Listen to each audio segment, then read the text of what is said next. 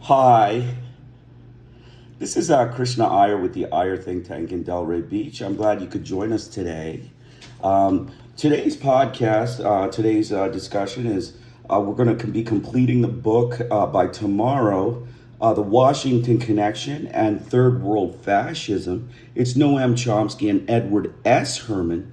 It's Political Economy of Human Rights, Volume 1. So in this book, we discuss the mass murder campaigns by the United States government, its American mafia, murderous white gangsters, and what they did in all of the different Southeast Asian nations, including Thailand, Philippines, Indonesia, East Timor, as well as South America, Burundi, East Pakistan. All of these places were, filled with terror actions. Central America was the most terror. They did all sorts of, dismemberment of little Hispanic babies and did all sorts of things, the racist American white murderous gangsters. So we're going to get started. I'm going to read some background and then I'll just get right into the book. It'll take us about 2.5 hours. Glad you could join us. The book link will be available on the YouTube description section. I've pasted the book link into the YouTube description section.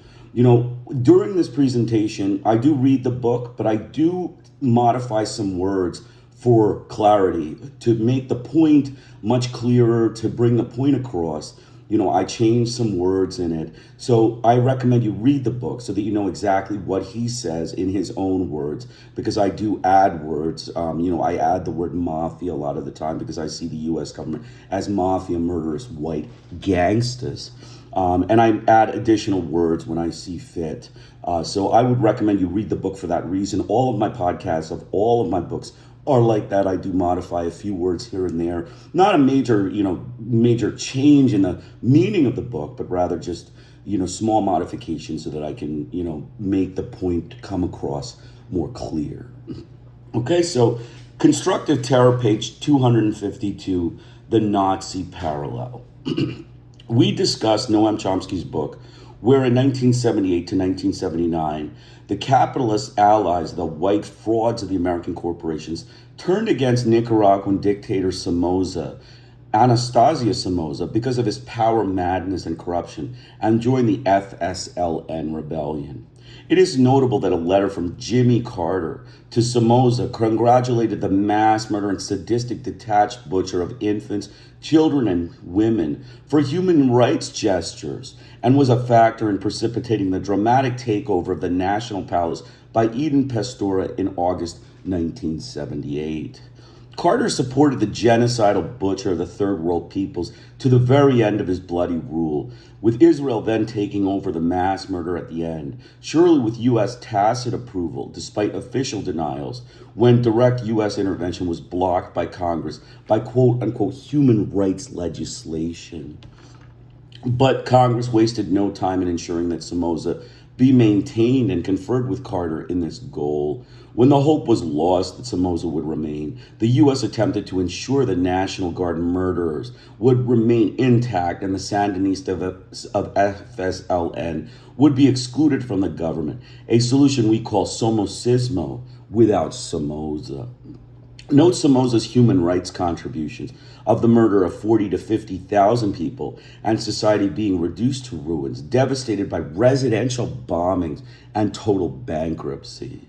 With the failure of the U.S. attempt to maintain the terrorist regime of Somoza in power, the U.S. government, along with its white fraud mass media and academia, became passionately concerned over repression and democracy in Nicaragua.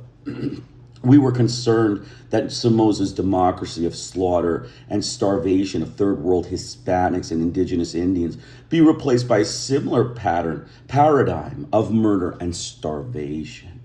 Any other society, Chomsky explains, this sudden conversion with both the government and academic opinion would be dismissed with the contempt it richly merits.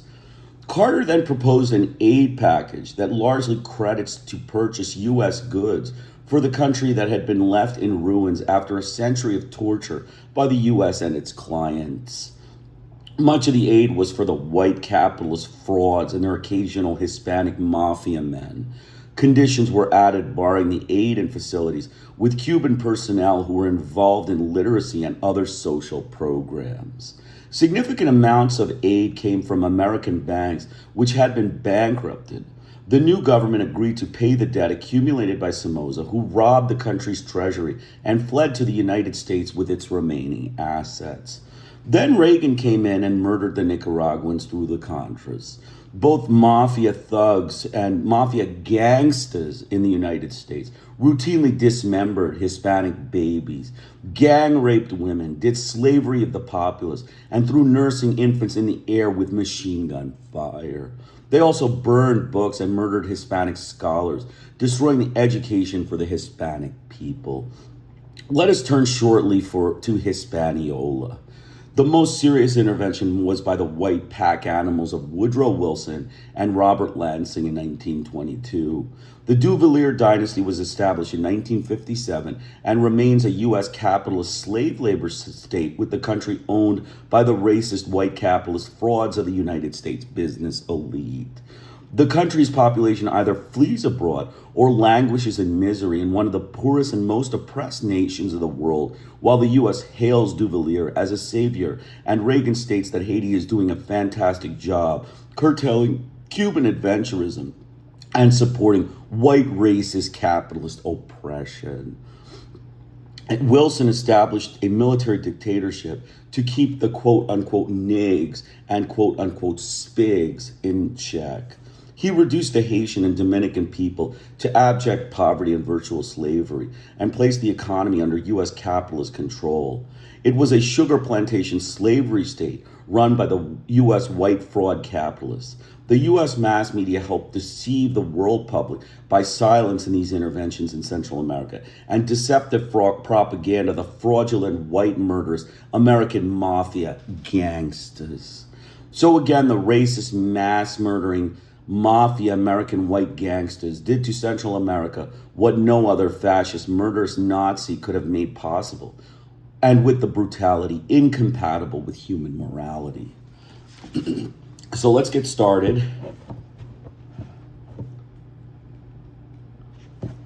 The Nazi parallel, the national security state, and the churches.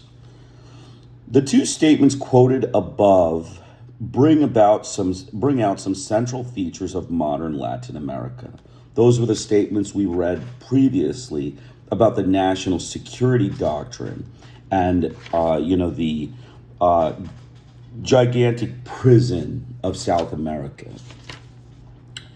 The two statements quoted above bring out some central features of modern Latin America.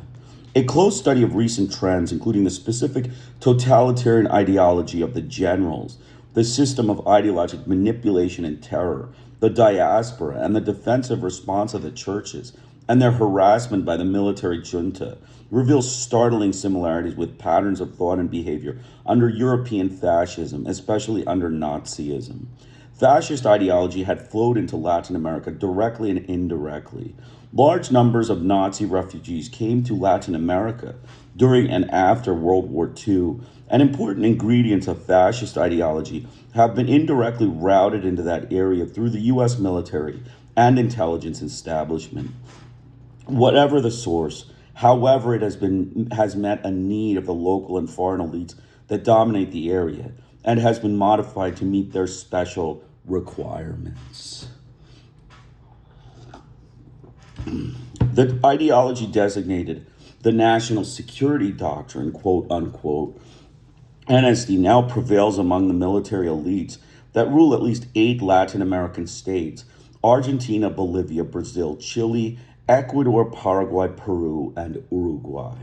The doctrine has 3 main elements. 1, that the state is absolute and the individual is nothing. 2, that every state is involved in permanent warfare, its present form being communism versus the free world. And 3, that control over subversion is possible only through domination by the natural leadership in the struggle against subversion, namely the armed forces. The first 2 elements of the NSD closely parallel Nazi ideology, which had great stress on the organic Volksstaat and the deadly combat in process between forces of good and evil, Bolshevism and Jewry. Geopolitics is a favorite source of ideologic nourishment to the Latin American military elite, as it was for the Nazis. Nazi doctrine did not give primacy to the armed forces, although they were assigned an important place, but the leader and the party played an elite role. The special place of the armed forces in the NSD reflects in part the self-interested rationalization of the privileged and dominant military elite. It also represents the choice of vehicle by the colossus of the North, the mafia American murderous gangsters, which has long invested in the military establishment as potentially a major force for constructive social change in the American republics, as Nelson Rockefeller stated.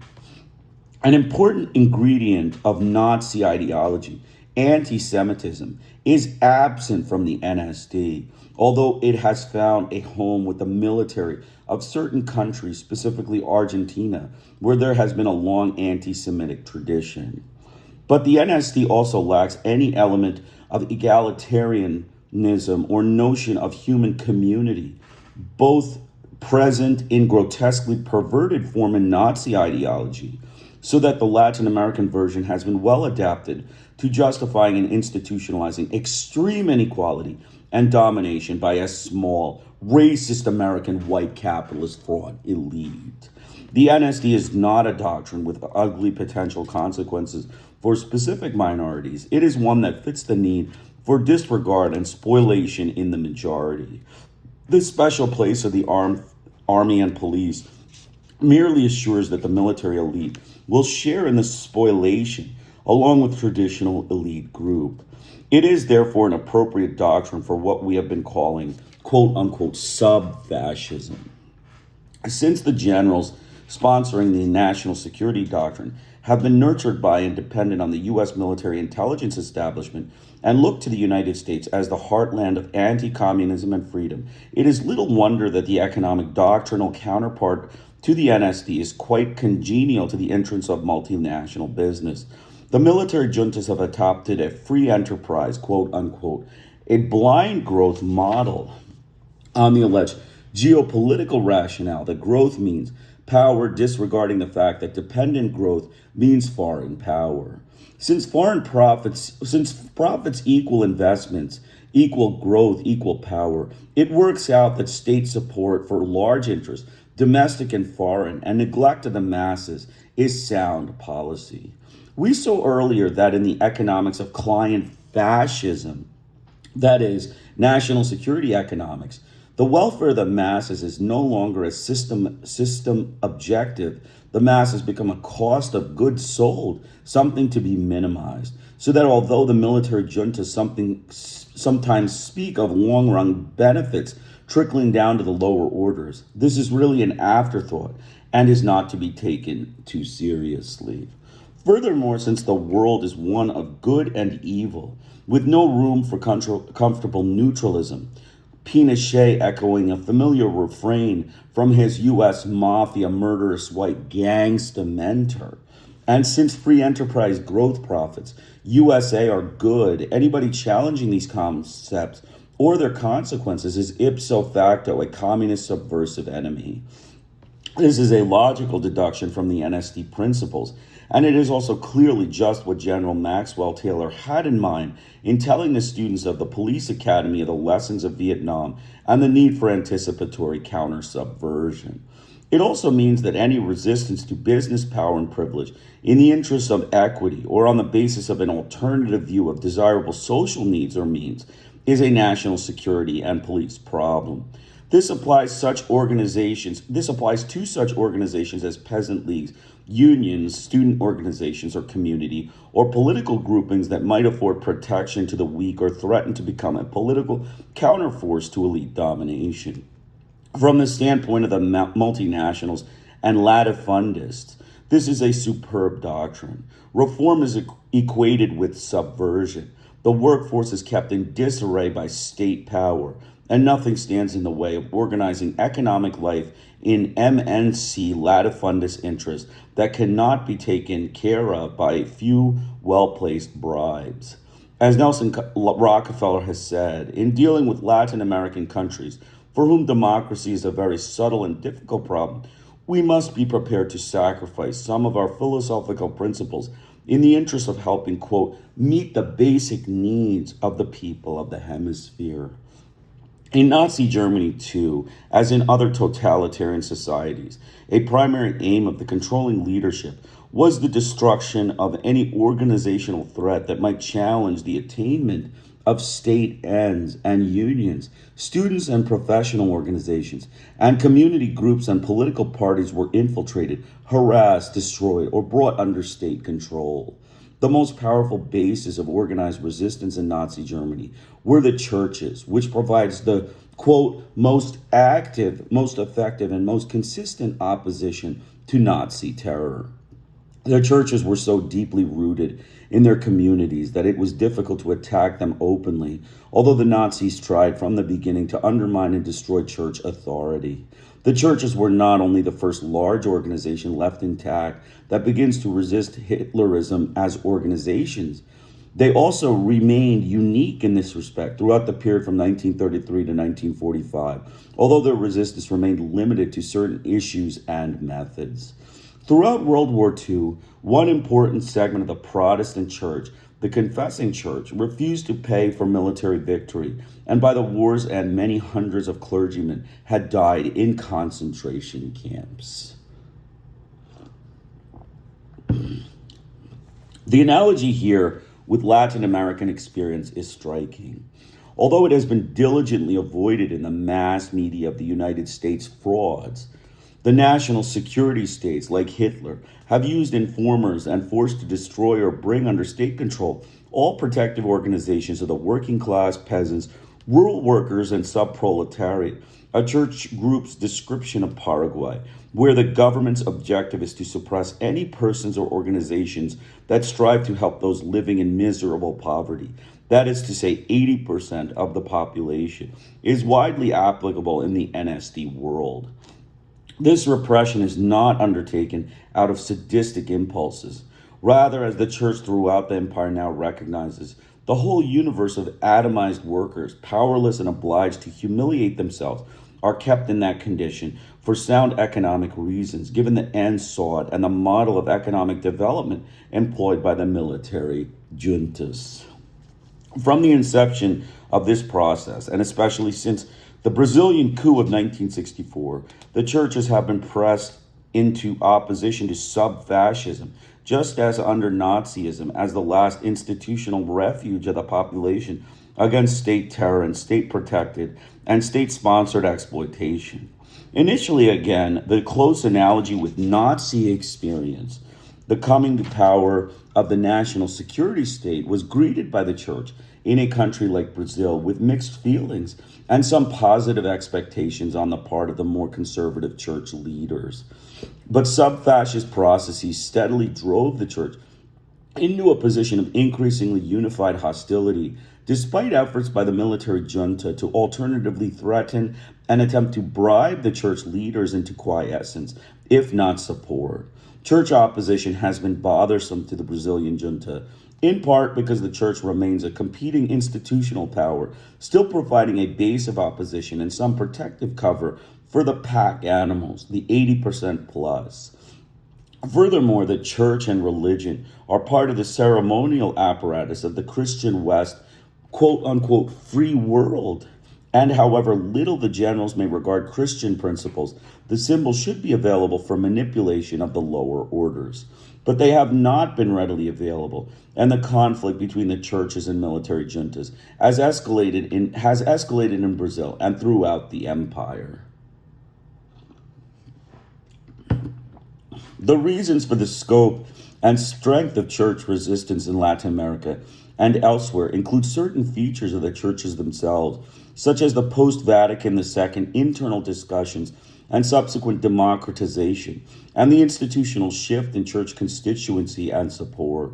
with the middle and upper classes, the traditional basis of support and personnel, gradually abandoning the church after World War II. The constituency of the church has gradually shifted to the 80% plus that is voiceless, powerless, and outside the orbit of interest under sub-fascism.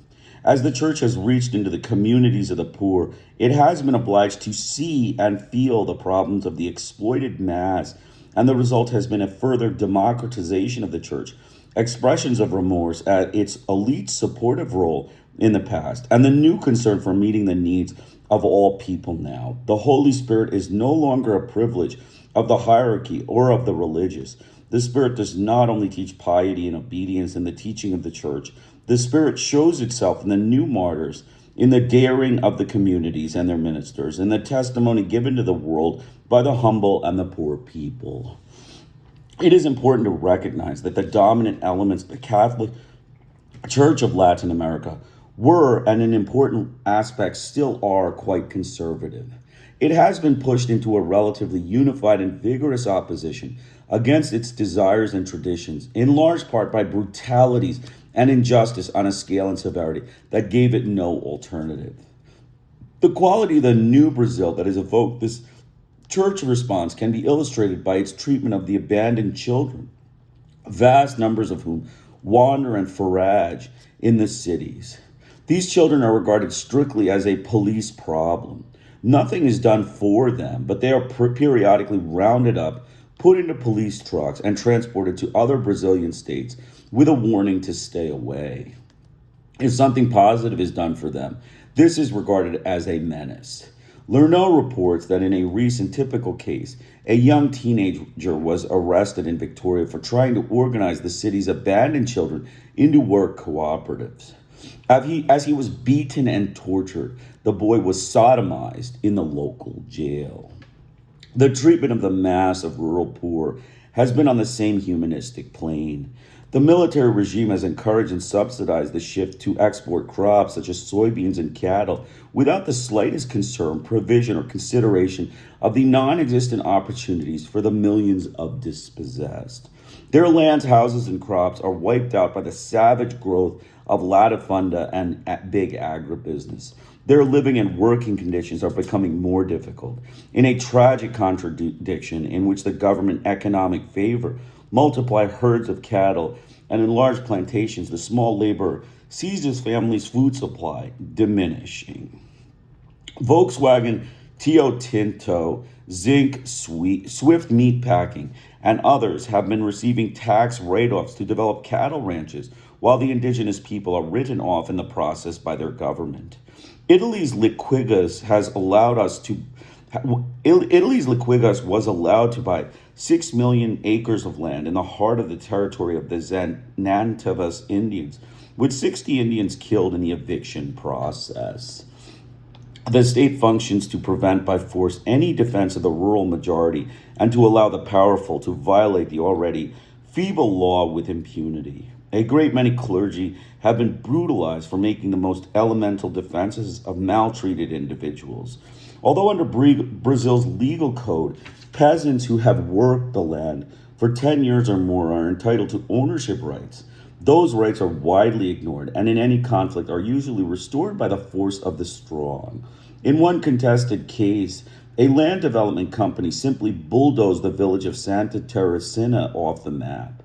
When the Father Francisco Jantel protested against the destruction of a health clinic unit built by the peasants, he was jailed and later sentenced to 10 years in prison for inciting the people to revolt. So I'm just going to make a quick comment here.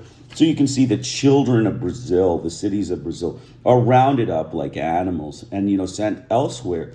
Otherwise, they are tortured and beaten by the police. This is the standard thing of the U.S. racist, murderous, mafia, white gangsters. The Catholic Church has not been able to swallow passively the intensified post-1964 day-by-day spoliation of the Indians and peasantry. Bishop Don Pedro Casadeliga has kept up a steady flow of denunciations of the police policies of force fraud and subsidization of rural disposition by the military regime. He has exacerbated the ranchers and military of Sao Felix by organizing peasant cooperatives, schools, and health units, and urging the peasants to unite and know your legal rights. The bishop points out that there is only one private doctor in the prelature of Sao Felix, which covers 150,000 square kilometers, but the military regime still discourages church and medical assistant efforts. There used to be a nun nurse who worked in the hospital, the Santa Isabel Indian Hospital. However, she was expelled and prohibited from taking care of Indians or poseros. We opened a mobile health unit in Sao Felix, which was closed by the Secretary of Health of Mato Grosso. Of the 4 mobile units of the region, 3 are closed and the other is open only sporadically when a doctor of the Army or Air Force is passing through. Efforts to organize the peasantry, even for limited self-help activities, have been viewed with the deepest suspicion by the leaders of sub-fascism, and this form of subversion has led to the arrest, harassment, and exile of numerous clergy in Brazil and elsewhere in the Mafia American Empire. Bishop Casa de Liga was the first of many Brazilian bishops to be subject to military interrogation. Many have suffered more severely. Dom Adriana Hipólito, the Bishop of Nova Iguazu, who has often denounced the Brazilian anti-communist alliance as a bunch of thugs directed and protected by the police, was kidnapped by the AAB, beaten, stripped, painted red, and left lying on a deserted road. And in October 1976, Father João Brunier, who had gone to the police station with Bishop Casa de Liga to protest the torture of 2 peasant women, was simply shot dead by a policeman who was eventually apprehended and then escaped. Hundreds of priests and higher officials of the Latin American churches have been tortured, murdered, or driven into exile. 6 aides of the Archbishop Camara have been murdered, and he is quite aware that only his international reputation has so far saved him from a similar fate. The Latin American churches have been unified and radicalized by sub-fascist terror and exploitation. They have learned by bitter experience the roots and consequences of these processes. The church in Brazil now points out frequently and with great clarity and courage that the national security doctrine is a cover for totalitarian violence against ordinary people and is a means of class warfare. It is interesting to see the church preaching with passion for the rights of the individual against a state created and supported by the heartland of quote-unquote freedom, the United States of America. On the level of purpose, the state exists for persons. The persons as a subject of natural inalienable rights is the origin, center, and end of society. It is in this right that the power of authority of the state is based. All force practiced beyond and outside of this right is violence. The church has also become more clear-eyed and explicit on the class bias and massive inhumanity of the developmental model for growth, and on the role of the Mafia American United States and its military and economic interests in bringing into existence and sustaining the sub-fascist state.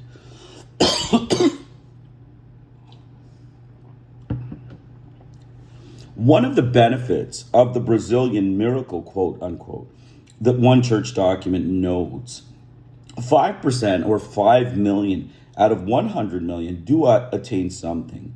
But those who really have the advantage are the ones who are financing our growth, quote unquote, those from abroad, the foreigners. If a bank will not extend credit without a guarantee of profit, much less will the foreigners finance our development and dispense with their profits. Our external debt amounts to about $10 billion.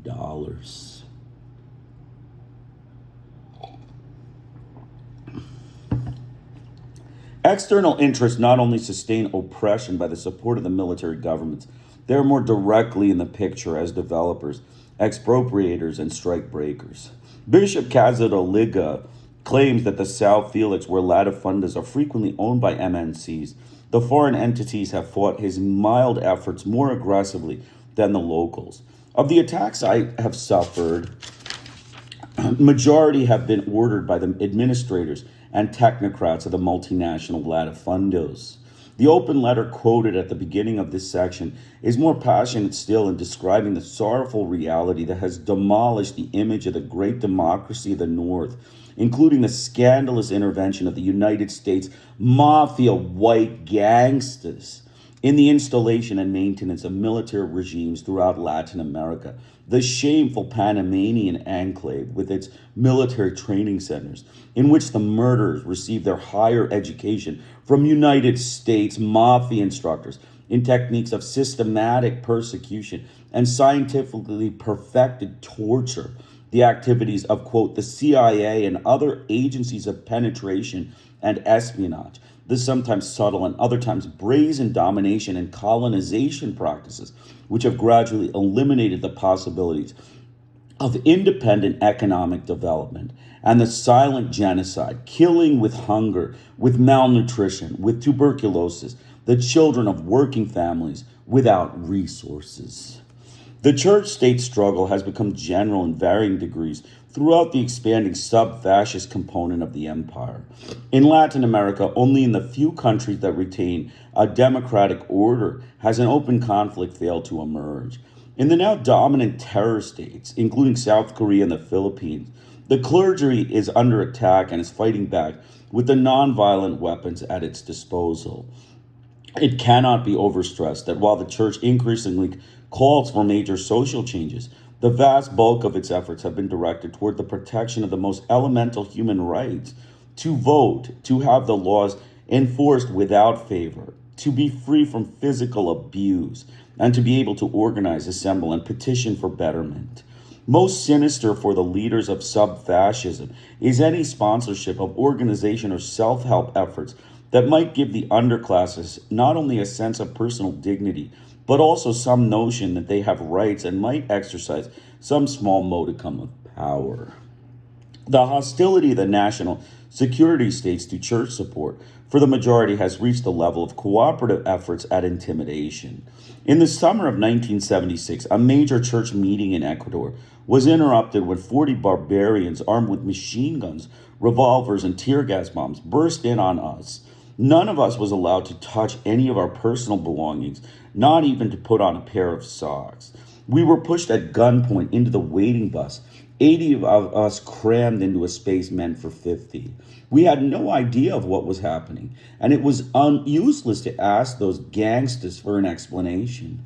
The group was included, 15 foreign bishops and 2 foreign archbishops, was imprisoned overnight, and the foreign contingent was expelled the next day on the ground that it had been a subversive meeting on sub-fascist principles, no doubt correct. One factor explaining the incidents may have been the hostility to the host. Bishop Leonidas Proana, who had long been in conflict with the local ranchers over his defense of the ownership rights of the Indians. Church sources claim that a more potent factor was the increasingly close relations between Ecuador and the other sub-fascist states, particularly Brazil and Chile. At the time of the meeting, 10 Chilean secret police were in Ecuador helping set up an intelligence and security network. The Chilean secret police arranged for a rock-throwing reception for the 3 Chilean bishops at the Santiago airport upon their return from Ecuador. And the Chilean press used the incident to demonstrate the communist subversive qualities of the bishops. The Chilean bishops concluded from their investigation of the episode that it had been a response to the pressures of friendly governments, quote unquote, which had been applied to Ecuador. The conflict between the church and the state intensifies as sub-fascist abuse becomes a more integral component of the reigning system. The church responds, and the national security state brooks no opposition. If we don't subscribe to their church, we are subversive. But how can we accept a mentality that endorses torture and murder that is totally unchristian? And a Paraguayan priest says that the bishops are arriving at a point where they must choose between the people and the military. It isn't a political choice between right and left, but a humanitarian one. In Paraguay, for example, conservative and liberal bishops are united in their opposition to Alfredo Stroessner's regime. Even the military vicars signed the last pastoral letter denouncing government repression. But the churches resist without the huge resources of the state, without access to the government-controlled media, and without the power of physical coercion. On the international plane, the churches also face the most formidable obstacle of all, namely United States racist mafia gangster sponsorship and support for the national security state. Thus, economic and military aid flows to the military juntas, and the United States protects them diplomatically, economically, militarily, and ideologically. Militarily, of course, mainly against their own populations via counterinsurgency and police aid. The United States has actively cooperated in overthrowing reformers or radicals in democratic systems, including Brazil and Chile. But it has never quite been able to throw its weight towards democracy and away from sub-fascist, mafia, racist, white gangsters, even when the gangsters have stood alone with their U.S.-trained militias and weapons against a unified population, as we witness in Nicaragua at the time of this writing. Because the national security state is U.S. sponsored and supported and meets U.S. criteria on the fundamentals, there is another important international consequence. The mass media in the United States play down and essentially suppress the evidence of the enormous inhumanities and institutionalized violence of these U.S. satellites. The trial of a single Soviet dissident, Anatol Sharansky, received more newspaper space in 1978 than the several thousand official murders in Latin America during the same year, not to speak of the vast number of lesser events such as tortures and massive dispossession. Information on Latin American horrors is readily available from church and other sources eager to tell the ghastly story, but to put the matter baldly, the sponsors of class warfare under sub-fascism are hardly eager to focus attention on its victims. Just as in this case of warfare in Vietnam, both killing and ruthless exploitation at a distance are best done by proxy or through impersonal machinery, with eyes averted. The free world establishment wisely chooses to focus its movements on the gross national product of Brazil, without too much attention to who gets what and how. The free world media also concentrate on terror, defined as we have seen so as to exclude official violence by definition. And the media allow the world of sub-fascism to be viewed largely through the eyes of the torturers and of U.S. officials and businessmen. U.S. power and interest have put a communication lid on the fate of the great majority of the population in Latin America under U.S.-sponsored sub-fascism. Thus, the churches fight a lonely battle as the last institutional protection of the mass of the population, with the primary enemy in absentee ownership interest supported by a superpower. In Latin America, it is widely regarded that the origin and preservation of the national security state rests on U.S. support. It is the ultimate Orwellism that this same superpower is thought in the West to be fighting a noble battle for quote-unquote human rights. So good section on Latin America, some background.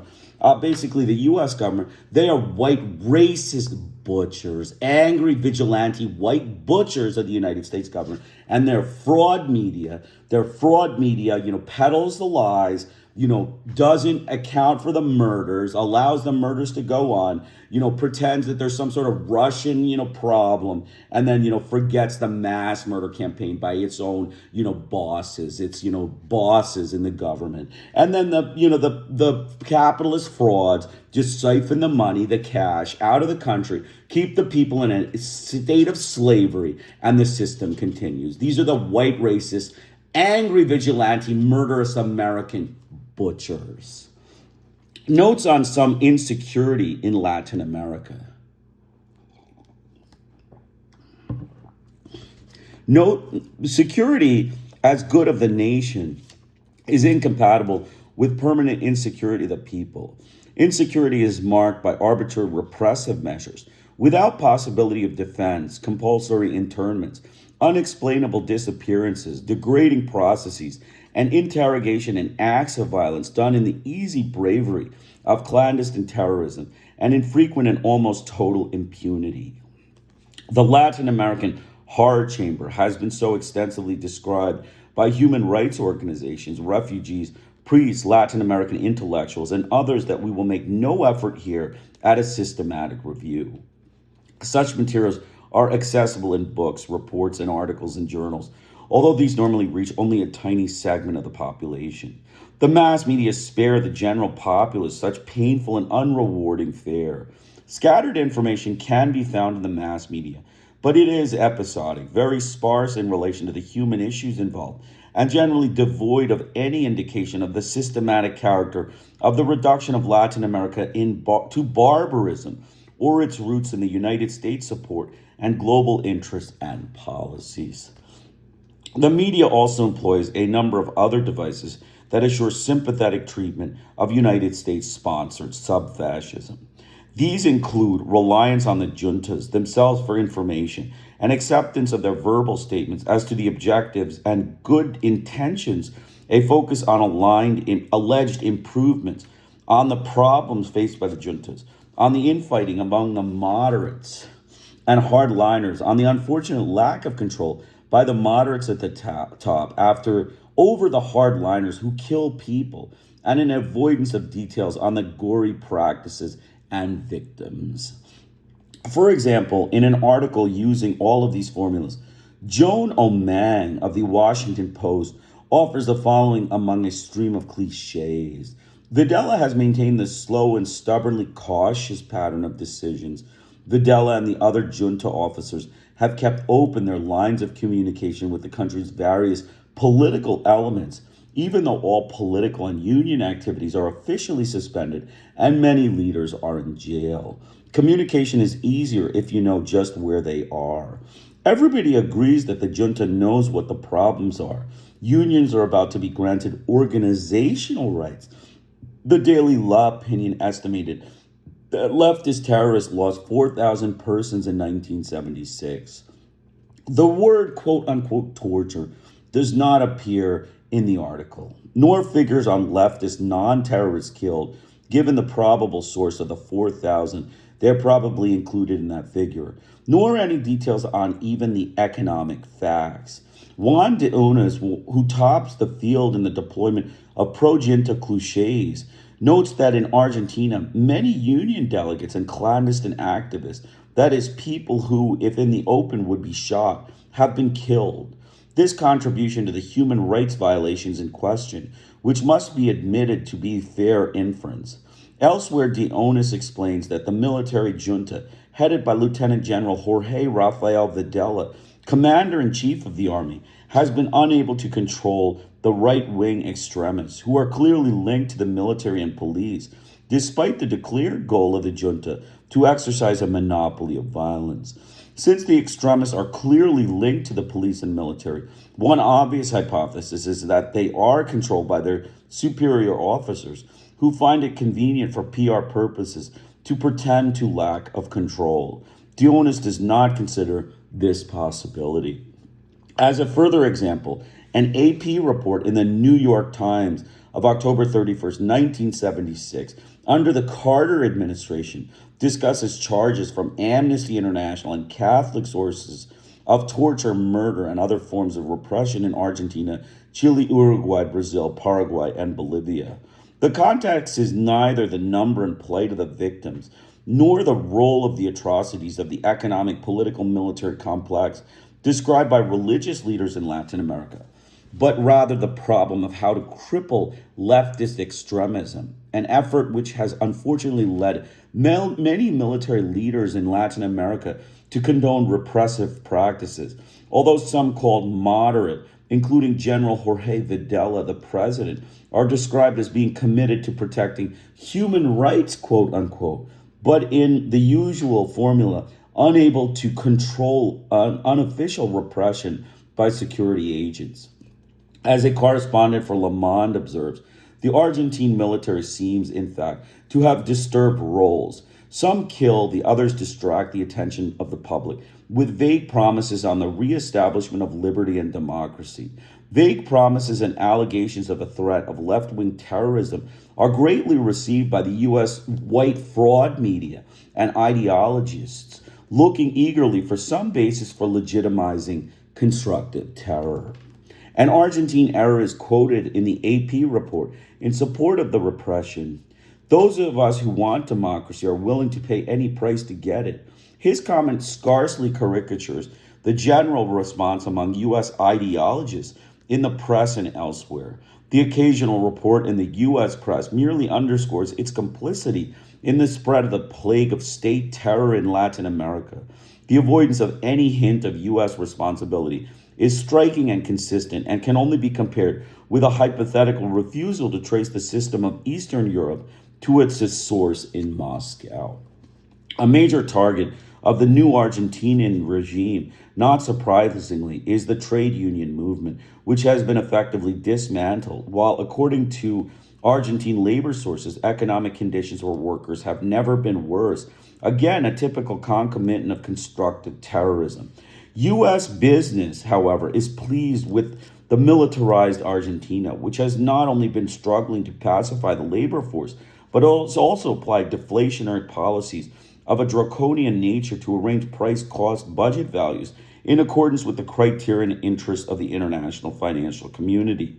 The junta leaders have shown great defense to the bankers, meeting with them periodically to explain their policies and seek banker approval, much as if the bankers constituted the board of directors of a corporation called Argentina. The economic minister of Argentina, Jose Martinez de Hoz, is a free enterpriser perfectly in tune with the demands of the international business and a personal friend of David Rockefeller, who addressed a group of bankers in New York at a screening of a promotional film on Argentina, explaining to them why Argentina was a new promised land.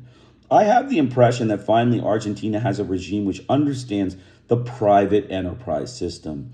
Now, not since the Second World War has Argentina been presented with a combination of advantageous circumstances as it has now. The scale of terror in Argentina since the military coup of March 1976 is difficult to estimate.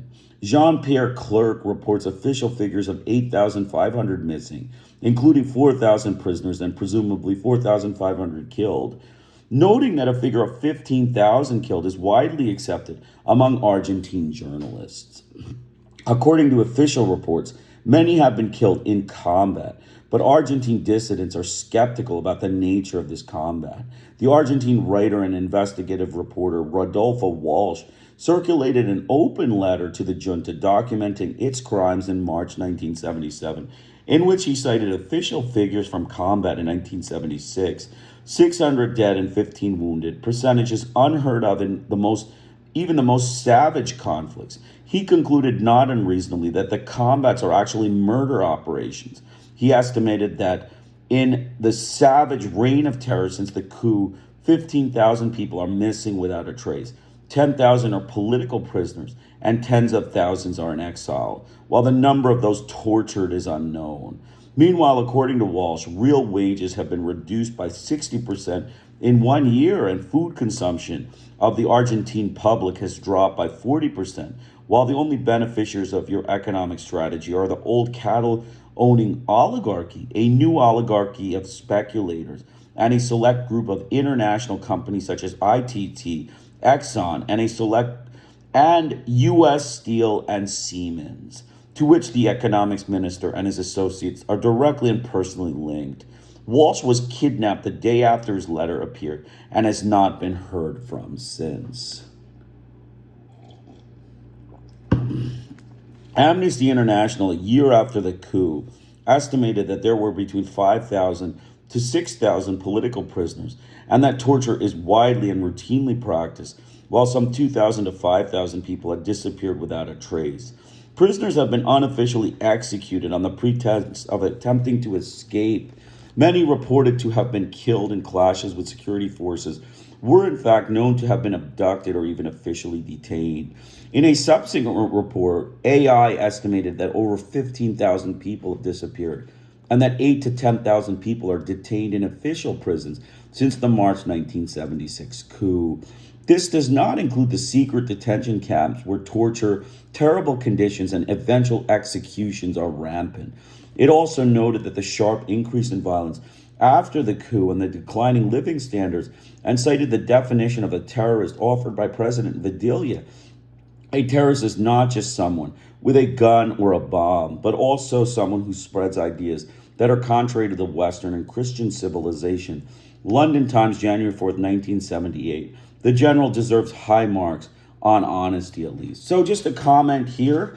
You can see the U.S. government, the racist American white butchers, what they did in, Argentina, all of the South American countries, rampant torture, murder, just, continuous murder. Just bring the people around, shoot them dead, collect the cash, and sit around and enjoy yourselves in Washington. These are the racist white American murderous butchers. According to the same AI report, torture is carried out in Argentina at some 60 separate detention centers, presumably unbeknownst to the moderate head of state, General Videla, or regrettably out of his powers of control, or perhaps the torture is moderate, or possibly systematic torture is consistent with moderation, reasonableness, if used for proper ends. So one might assume from the coverage of Argentine terror in the New York Times, for example, men, women, and children have been tortured with the most brutal and sophisticated methods available in the American empire. Patricia Erb, the 19-year-old daughter of a U.S. Mennonite missionary, was abducted in September 1976 by armed men in civilian clothes, blindfolded and eventually tortured, but released under foreign pressure. She gave the following account of what she had endured.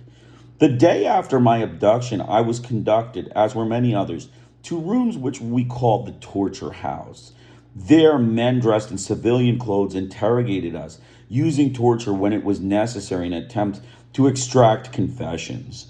This torture took various forms of beatings with clubs and fists, kicks, immersion in water or in fecal substance, almost to the point of drowning, and the use of picana, electric prod, which was applied to the most sensitive parts of the body, such as the mouth, eyes, nose, vagina, breast, penis, feet, and hands. In order to cause greater pain, they would tie us down to a wire bed, which carried an electric current and entangled wire between our fingers and toes, splashing water on us in order to increase the pain. The methods were aimed at forcing confessions of alleged activities, which in many cases were inventions of the military. Sometimes these methods were used merely as punishment. After these interrogations, we were taken to the barn, quote unquote, where the rest of the prisoners were being held. They in turn were conducted to the interrogation rooms, while the rest of us could hear their screaming and howling. They came back almost unconscious and moaning in great pain. Sometimes doctors would come and look after the worst injuries, such as broken bones, bleeding kidneys, etc. I am very sorry I can't remember the names of all the prisoners who were in there with me when I knew of the possibility of being freed because of my nationality. I tried to memorize as many names as I could. The Argentine regime uses all familiar devices of modern totalitarianism to improve its international image. In the New Statesman of October 6, 1978, Christopher Hitchens describes the case of Jamie Dry, a member of the Argentine parliament until 1976, who was arrested in 1977 and locked up in the Escuela Mercenal de Armada, a naval center much used for the practice of torture upon political prisoners, one of Argentina's few growth industries. Dre was given the number 49 and was told that he was the fifth person to have the number 49, which gives you some idea of the total involved. In April 1978, he and other prisoners were moved elsewhere, and there was a flurry of activity as the Escuela was painted and decorated. Trustees were dressed up in naval uniform, etc. Dre, together with other top security prisoners, was stuffed into a back room where he found himself sitting on a pile of electric torture devices. Afterwards, a warden told them that this was all in the aid of the gullible British journalist who was being shown round. When Dre got out and told us this story, he didn't know that a few weeks later a laudatory piece about the Escuela had appeared in what is sometimes called a respected British newspaper. In short, the technique that had been used by the Soviet Union to dupe sympathetic visitors from abroad. With Argentina in the news after its victory in the World Soccer matches that it hosted, the New York Times again accorded it a column by Juan de Onis. Argentina and its military government are facing problems that are more complex than winning soccer matches, he observes.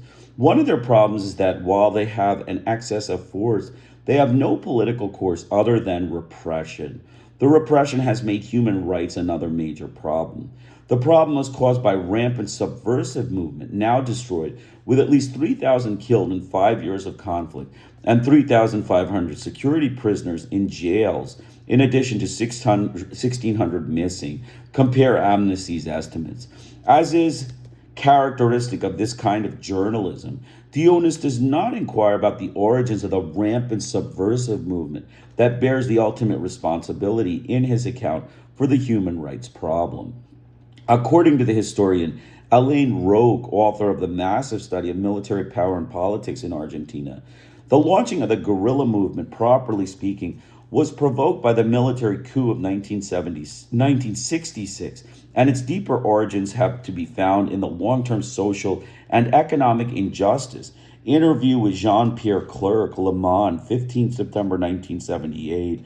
But questions of this nature are generally foreign to the political analysis that dominates the U.S. media. Just as little is said about the social and economic content of the military terror that exploits a terrorist threat as justification for imposing the economic programs of client sub-fascism. The military leaders, Dionys writes, are well aware that this country's international reputation would improve if these prisoners were either tried or released, but the memory of terrorist acts by extremists is too recent for the military to move in this direction. The economic situation has improved under the military regime, though workers' wages are at the lowest level of purchasing power since 1970. Compare Boggs and McClellan, note 222. Another problem is that the United States might cut off military supplies and perhaps economic aid through international banks might be jeopardized. One must feel a twinge of sympathy for the problems faced by Argentina's military leaders. The U.S. has cut military aid to Argentina and blocked some commercial transactions on grounds of human rights violations. But funding from international lending institutions has increased since the coup, including the World Bank, the Inter-American Development Bank, and the International Monetary Fund, in all of which the United States plays a major role. And private banks, mostly American, have undertaken extensive loans now that Argentina is more creditworthy with its new economic policies. Most of the responsibility for the cuts in government aid is attributable to congressional pressure and legislation over the protests of the Carter administration. The administration has striven mightily to maintain friendly relationship with the Argentine junta, and Secretary of State Vance making a special trip to Buenos Aires with the strenuous efforts devoted to preserving some flow of both security assistance and military training aid. The Pentagon, in the words of the high-ranking officer, is trying to maintain the special relationship we have with the Argentine armed forces. In short, an enormous efflorescence of sub-fascist torture and murder is capable of causing a liberal administration of Jimmy Carter, claiming devotion to human rights, reluctantly to apply a small rap on the client's knuckles, while continuing quietly to facilitate a large expansion on its borrowings and assuring it of a continued supporting and special relationship. The Argentine catastrophe mirrors on the recent history of Brazil, Chile, and Uruguay. On Brazil, see above Chapter 2, Section 1.1.5, U.S. involvement in the Chile coup with its murderous and destructive aftermath is too well known to require discussion here. As for Uruguay, Amnesty International concludes that the scale and intensity of repression in Uruguay is probably the highest in Latin America. Joe Eldridge, a former missionary who now heads the Washington office on Latin America, sponsored by a coalition of religious and academic groups, writes that with nearly 1 out of every 500 persons in jail or in concentration camps, Uruguay holds the dubious distinction of having, on a per capita basis, the highest number of political prisoners in the world. And he gives the rather common estimate that 1/4 of the population has fled. The Times story on the AI report cited above, October 31st, 1976, summarized the situation in Uruguay as follows. In Uruguay, 12 to 25 people are estimated to have been tortured to death since 1972, when the Tupamaro urban guerrillas began to decline. 1 out of 500 of Uruguay's 3 million people is said to be either political prisoner or a refugee. In fact, in an AI news conference in New York on February 19, 1976, 24 known deaths by torture were announced. See note 235. The 1 out of 500 figure is no doubt an error referring just to political prisoners. The number of refugees is far higher. The Times report is typical in its vague reference to the unexplained decline of the Tupamaros, not to speak of their equally mysterious prior rise. In a later report, Times Latin America correspondent Juan de Ones observes in June 29, 1978, that Uruguay was convulsed by a left-wing terrorist movement called the Tupamaros, which was as violent as the Italian Red Brigades and even killed a U.S. police advisor, Dan Mitrone, in 1970, evoking a right-wing reaction. The reason for the original convulsion is beyond inquiry. One would not know from Dionys's account that there was a social and historical background for the emergence of the Tupamaros, or that Dan Mitrone was the chief advisor to police, who were found by Uruguayan senators to be systematically torturing suspected Tupamaros, among other atrocities. Dionis reports that tens of thousands of people have left Uruguay and that the United States has suspended military assistance and reduced economic aid. The indirect channels of U.S. aid are not mentioned. He cites a military officer explaining the view of the current leadership. We take pride in being the guiding light in the struggle of our Western Christian civilization against international Marxist sedition. A great deal of information about Uruguay can be found in material that is not destined to reach the U.S. press. For example, from Uruguayan Senator Zelmar Michelini, who was kidnapped with another Uruguayan political figure in Argentina shortly after the March 1976 coup, and later found shot to death, apparently tortured. Senator Michelini testified on Uruguayan repression before the Russell Tribunal in Rome in April 1974. He estimated the number of Uruguayans tortured at more than 5,000, while over 40,000 people had been held as political prisoners. Accompanying testimony by victims recounts many cases. Michelin pointed out that comparative figures for the U.S. would be around 23,200,000 political prisoners and 400,000 torture victims. Citing Michelini's estimates, the noted Uruguayan author Eduardo Galeano adds that an unpopulated and fertile land with a low birth rate, 1/4 of the population is in exile, one part of the flight of the persecuted of Latin America, which, as we have already marked, bears comparison to the Nazi period in Europe. So I'm going to make a quick comment so you can see the U.S. government, it is a torture state. It is a, torture state of mafia, gangsters, white butchers, murderous white butchers of, white racism and angry vigilante whites that do torture across the South American subcontinent. They did, all sorts of torture. We read about the electric shock, the immersion in fecal material and water, the rape, the gang rape, the sodomy, the amputations. All of this stuff is the standard thing for the U.S. government, the white, racist, angry vigilantes of the U.S. government. So, continuing on, we're going to talk about though the New York Times reports on Uruguay makes no note of the fact the systematic and sophisticated use of torture in Uruguay, as elsewhere, seems to have developed as one central component of the U.S. aid program. Victims have reported that Dan Mitrione, who was involved in the escalation of torture in Uruguay, participated directly in torture sessions. There is little doubt that local torturers were trained by the United States and used equipment supplied through the U.S. assistance program with the knowledge of their U.S. advisors, who are also responsible for coordinating the operations of police terrorists in Latin America. Summarizing his investigation of U.S. police operations in Latin America, Languth writes, the main exporter of Cold War ideas, the principal source of the belief that dissent must be crushed by every means and any means, has been the United States.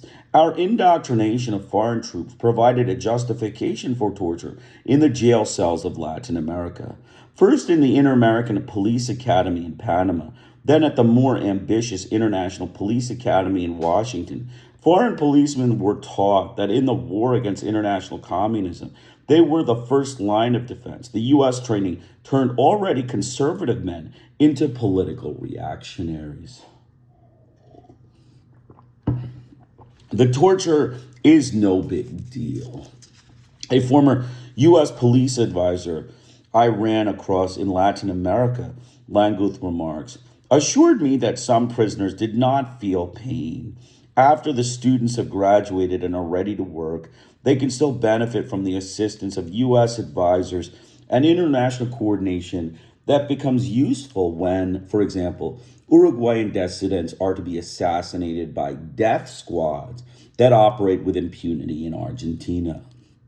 The students and their teachers may believe that their task is to stand as a bulwark against international communism, but at a higher level of planning, it is no doubt well understood that the torturers are the first line of defense against the erosion of the privileges of the owners and managers of the advanced industrial societies. The victims have few illusions, as has already been noted. See the open letter to North American Christians, page 251 to 252. Galeano writes, the military in power in Uruguay, who are now a scandal for the U.S., were good students of the Pentagon course in the Panama Canal. There they learned the techniques of repression and the art of governing. It is with the American arms and advisors that they have set in motion the gearing up of crimes and torture. The dictatorship had destroyed the unions and political parties, closed the newspapers and reviews, forbidden books and songs in the name of an ideology of national security, which in clear language means ideology for the security of foreign investments. Liberty for business, liberty for prices, liberty for trade. One throws the people in prison so that business will remain free. On the same day that President Jimmy Carter announced the end of military aid, Galeano notes, the World Bank, controlled by the U.S., announced a new credit of $30 million for Uruguay, added to the $55 million grant in 1976. The International Monetary Fund, he reports, is now the principal creditor of the country and directs its political economy so as to reduce popular consumption, lower wages, and stimulate exports. The machine has its laws. It is only in the United States that mention of such truism is considered indecent, if they are even understood by journalists and political analysts. The U.S. contribution to civilizing South America is a fairly recent vintage. Central America, it has a longer history as a U.S. beneficiary of humanitarianism, and its ongoing constructive bloodbaths may therefore serve as a still more revealing indication of the systematic and long-term nature of U.S. policy within the domains of its influence and control. Consider Guatemala, which Joe Eldridge writes, must have the leader in all Latin America in terms of ruthless repressions of large segments of the population in the 1970s, and where the slaughter continues. A mild reformist government that threatened the prerogatives of the United Fruit Company was overthrown by a CIA-backed coup in 1954, terminating efforts at desperately needed agrarian reform, decimating the labor movement, reduced from 100,000 to 27,000. More than 200 union leaders were killed immediately after the coup, and setting off waves of right-wing violence that have claimed thousands of lives, many during a U.S.-sponsored counterinsurgency campaign in the mid-1960s. The 1954 coup, like others, was regarded as a great success in the US, and some key facts have long been concealed by the press, which much preferred fantasies about a communist takeover blocked by Guatemalan people. The basic doctrine was laid down in a Senate resolution in June 25th, 1954, which found strong evidence of intervention by the international communist movement of the state of Guatemala, whereby government institutions have been infiltrated by communist agents. Weapons of war have been secretly shipped into that country, and the pattern of communist conquest has become manifest. Essentially, the charges leveled against Czechoslovakia, mutatis mutandis, by the Warsaw Pact nations in 1968, under Secretary of State Sproul Braden, a member of a family with large Latin American mining interests, and consultant of United Fruit, and the leader of the Council of Foreign Relations Study Group on Latin America, explained the basic principle in more terms in March 1953. Because communism is so blatantly an international and not an internal affair, its suppression, even by force, in an American country by one or more of the other republics would not constitute an intervention in the internal affairs of the former. Rather, such suppression would be an example of defense against internal aggression, as later explained by Adlai Stevenson and others. So you can see in summary, the U.S. government, it's, communist, it's anti-communist, conspiracy, its anger towards communism reflects America as a mafia murderous group of white gangsters. Having been saved from communism and restored to its position as a showplace for democracy, Guatemala has loyally undertaken its proper role, effectively providing agricultural assistance to the United States, while its people die of malnutrition, and even sending large quantities of blood to the developed world, contributed by people with the greatest nutritional deficiencies who have no other way to survive. With the brutal disruption of the efforts at rural organization that were carried out during the reform period of 1944 to 1954, the peasant population has been reduced to the conditions of penury and serfdom that formerly prevailed, though now, in keeping with the forms of modernizing society, the earlier feudal techniques have been replaced. But as Roger Plant explains, illegal methods of persuasion still have to be used, thus the growing number of contractors today, but the growing highland population, increased land parcelization, and above all, the appallingly inegalitarian land distribution and agrarian policies of the government have ensured that poverty and starvation provide a cheap labor force for the estates more successfully than did the legislation and brute force of the colonial and 19th century periods. These factors enter into a human rights calculation of the United States. Thus, the State Department Jimmy Carter Human Rights Reports notes the problem posed for the Guatemalan government by the violence of a, quote, guerrilla army of the poor, explaining that much of Guatemala's long history of violence is the result of bitter personal feuds, rural banditry, and smuggling, nothing more. The 1978 report adds that the government is moving ahead with reform measures to alleviate rural poverty, but does not regard the condition of virtual slavery resulting from the U.S.-backed coup of 1954 as a human rights problem, quote unquote. From the standards,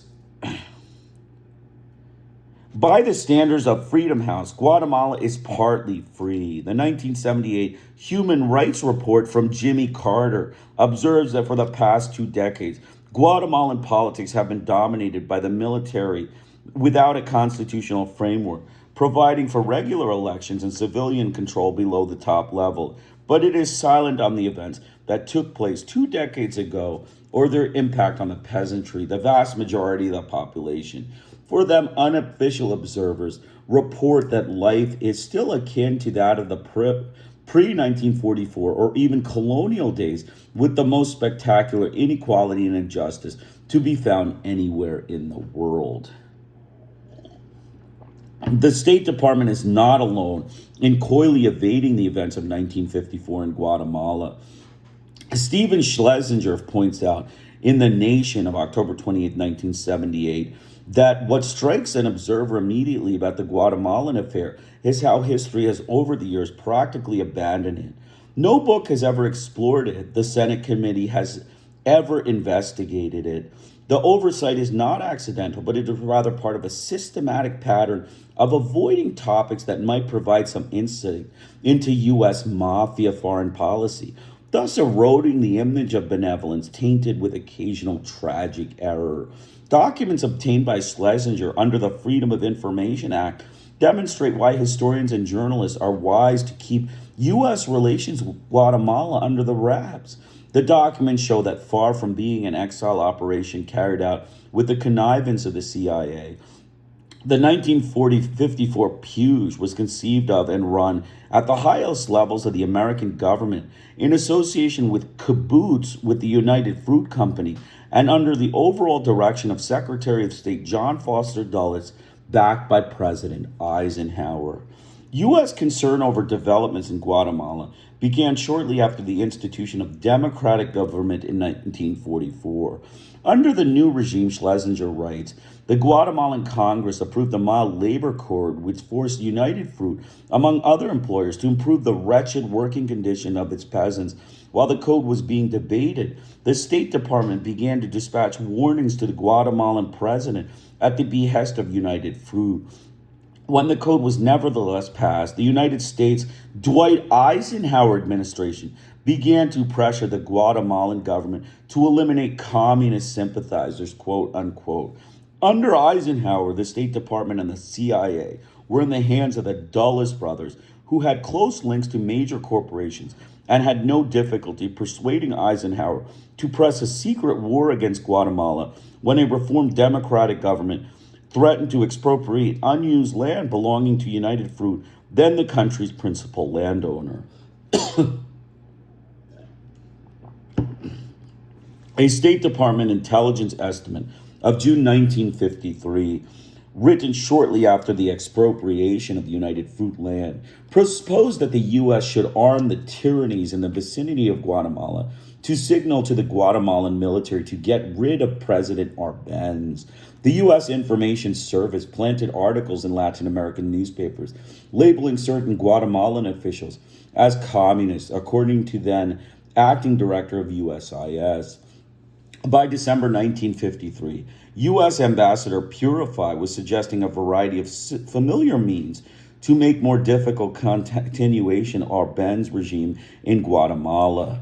Efforts undertaken by the United States did not succeed. The conflict became public when Guatemala, unable to purchase arms from the United States, had a shipment sent from Czechoslovakia on a Swedish ship. The U.S. government leaked the discovery to the press, flew arms to Nicaragua, and secretly dispatched naval vessels to search suspicious shipments bound for Guatemala, an act of gangsterism that led to internal protests by Undersecretary of State Robert Murphy, who wrote in a memo to Dulles that it should give stirred the bones of Admiral von Tirpitz and other Nazi naval officers. So you can see the mafia gangsters, the mafia white murderous gangsters, John Foster Dulles, Dwight Eisenhower, Jimmy Carter, all, mass murderers, mass democratic suppressors, slaughterers of democracy for Hispanics, racist, angry mafia, murderous white gangsters. Meanwhile, the United States was carrying out a double-edged program, arming rebels waiting in Honduras and Nicaragua to invade Guatemala and disseminating anti-Guatemalan propaganda with the aid of sympathetic journalists. United Fruit and other U.S. companies were kept advised of U.S. plans. When the CIA-backed incursion took place on June 18, 1954, U.S. muscle was employed at the UN to prevent France and Britain from accepting a Soviet proposal to dispatch a UN peacekeeping force. After the Puge, Dulles wired Ambassador Purify to arrange for talks between the new regime and the United Fruit and to have our man, Castillo Armas, now in control, begin a roundup of communists, quote unquote, initiating the constructive bloodbath that has been underway ever since, with regular United States initiatives when required. Dulles also tried to convince Castillo to deny the traditional right of asylum and require that asylees who could not be charged with crimes on some pretext be denied safe conduct unless they agreed to go to Russia or if considered relatively harmless to remote countries. This was too much even for the U.S. sub-fascist client who decided to honor the right of asylum, though he did proceed to persecute hundreds of Guatemalans for all sorts of vague communist crimes, and rescinded the agrarian reform laws, handed back all of the United Fruit's seized land, and generally set up a reliable, ruthless authoritarian regime in which the United States could put its trust in Schlesinger.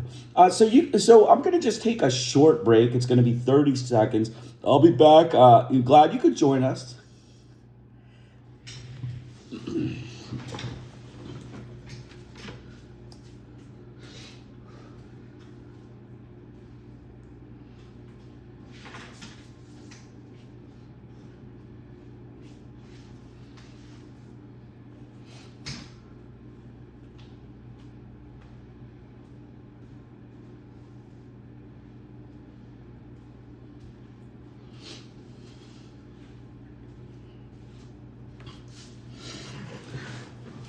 Okay, so continuing on.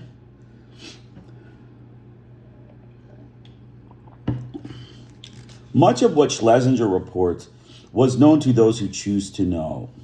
The evidence of plotting at the highest level and direct contacts with United Fruit is new and reveals, as does other commonly ignored documentation, for example, the Pentagon Papers, that the various expression of the systematic U.S. program of global counter-revolutionary intervention are not attributable, as liberal doctrine would have it, to an intelligence system that has somehow gotten out of hand, the rogue elephant hypothesis, but rather the deep-seated factors rooted in the domestic power structure, governmental and extra-governmental. Sometimes it is recognized that the U.S. has made certain errors in Guatemala.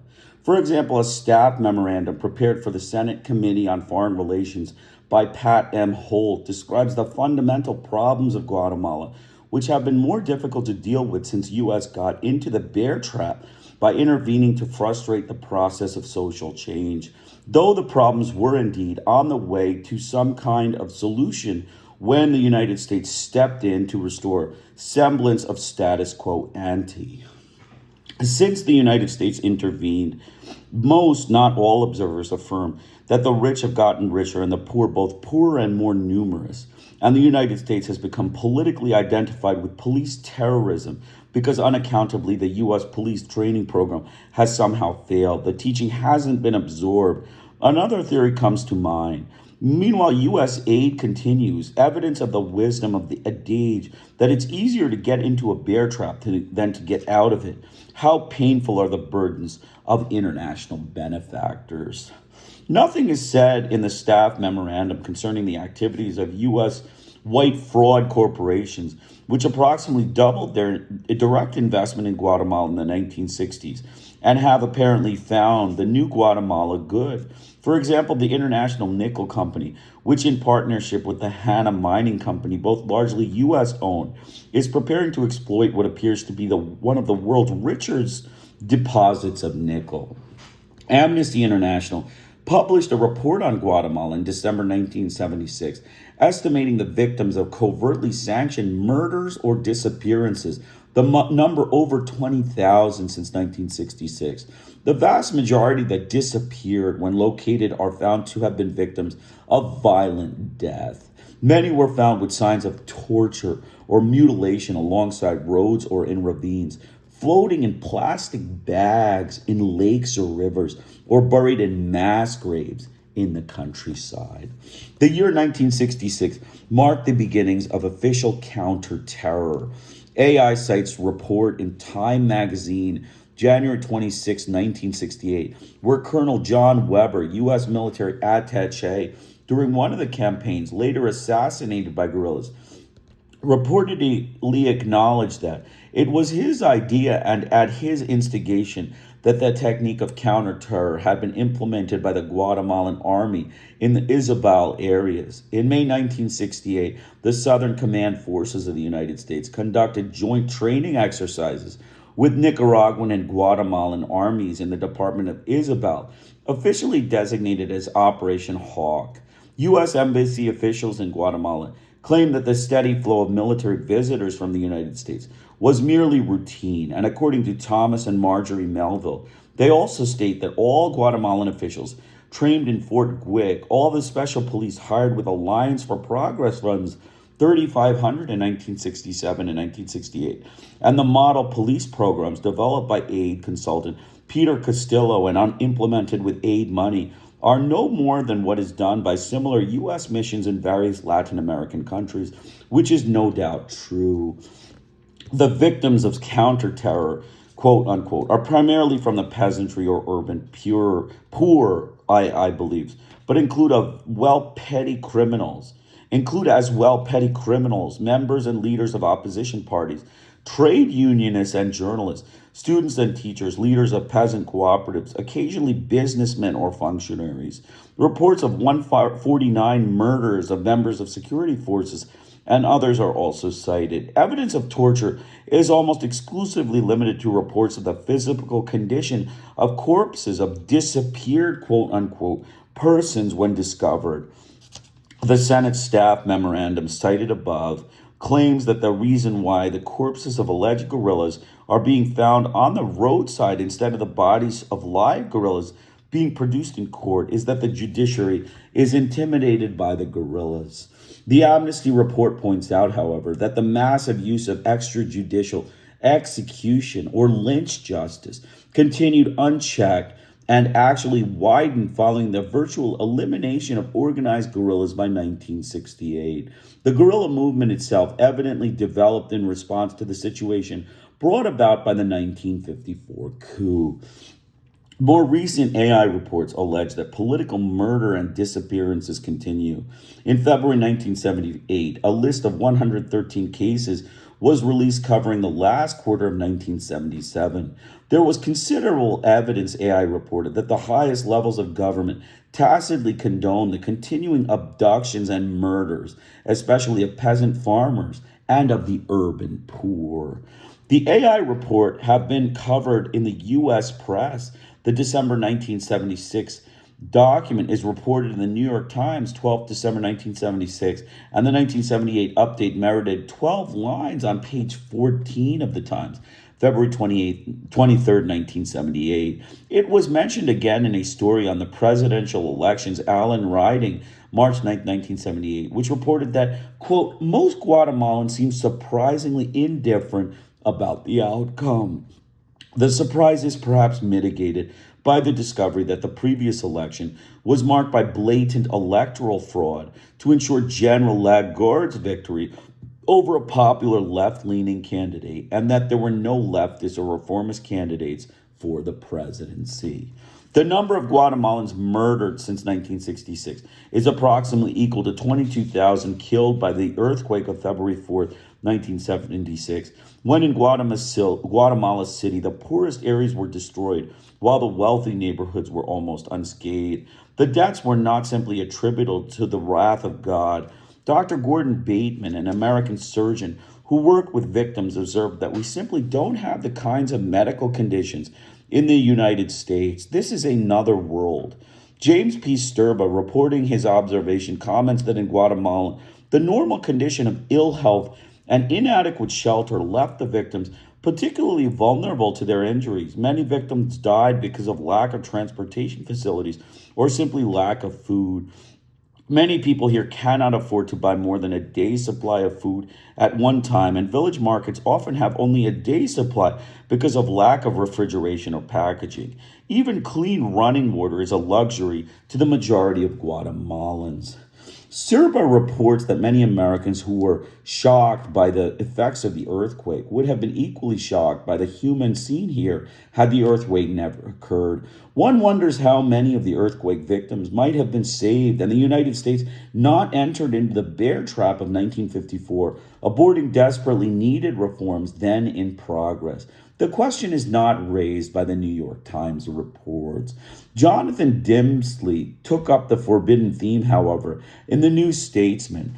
It was the poor whose houses were too weak to withstand the shock who died in the earthquake, he comments. He then recounts the effects of the U.S. subversion of 1954. More than 50,000 children die from malnutrition every year in a country which could easily feed not only its own population, but the people of at least two neighboring countries. If only the army and the American had permitted the reforms to go ahead. Starvation wages, quote unquote, and squalor that should cause a world outcry. A nicely balanced combination of mass poverty and mass murder, while Guatemala's oligarchy and Western businessmen are enriched. U.S. guided pacification programs with thousands of victims, 30,000 peasant graves that bear witness to the truth expressed by the men of the death squads. If you wish to remain alive and well, you should abandon your commitment sympathies. The Indians, nearly 70% of the population, are treated as though they belong to another species, were it not for the fact that oppressor and oppressed cannot be distinguished by color. Guatemala would enjoy the same international obloquy heaped on the Rhodesia and South Africa. Yet, no one, at least of all the United States, breathes a word, which is not to suggest that many words have been breathed in respectable circles with regard to Southern Africa, except in response to pressures arising out of mainly black concern, agitation, and threats at home and in Africa. To the tens of thousands of murdered and the many hundreds of thousands who simply die of malnutrition, disease, and catastrophe in this constructive American bloodbath, we may add the victims of agribusiness.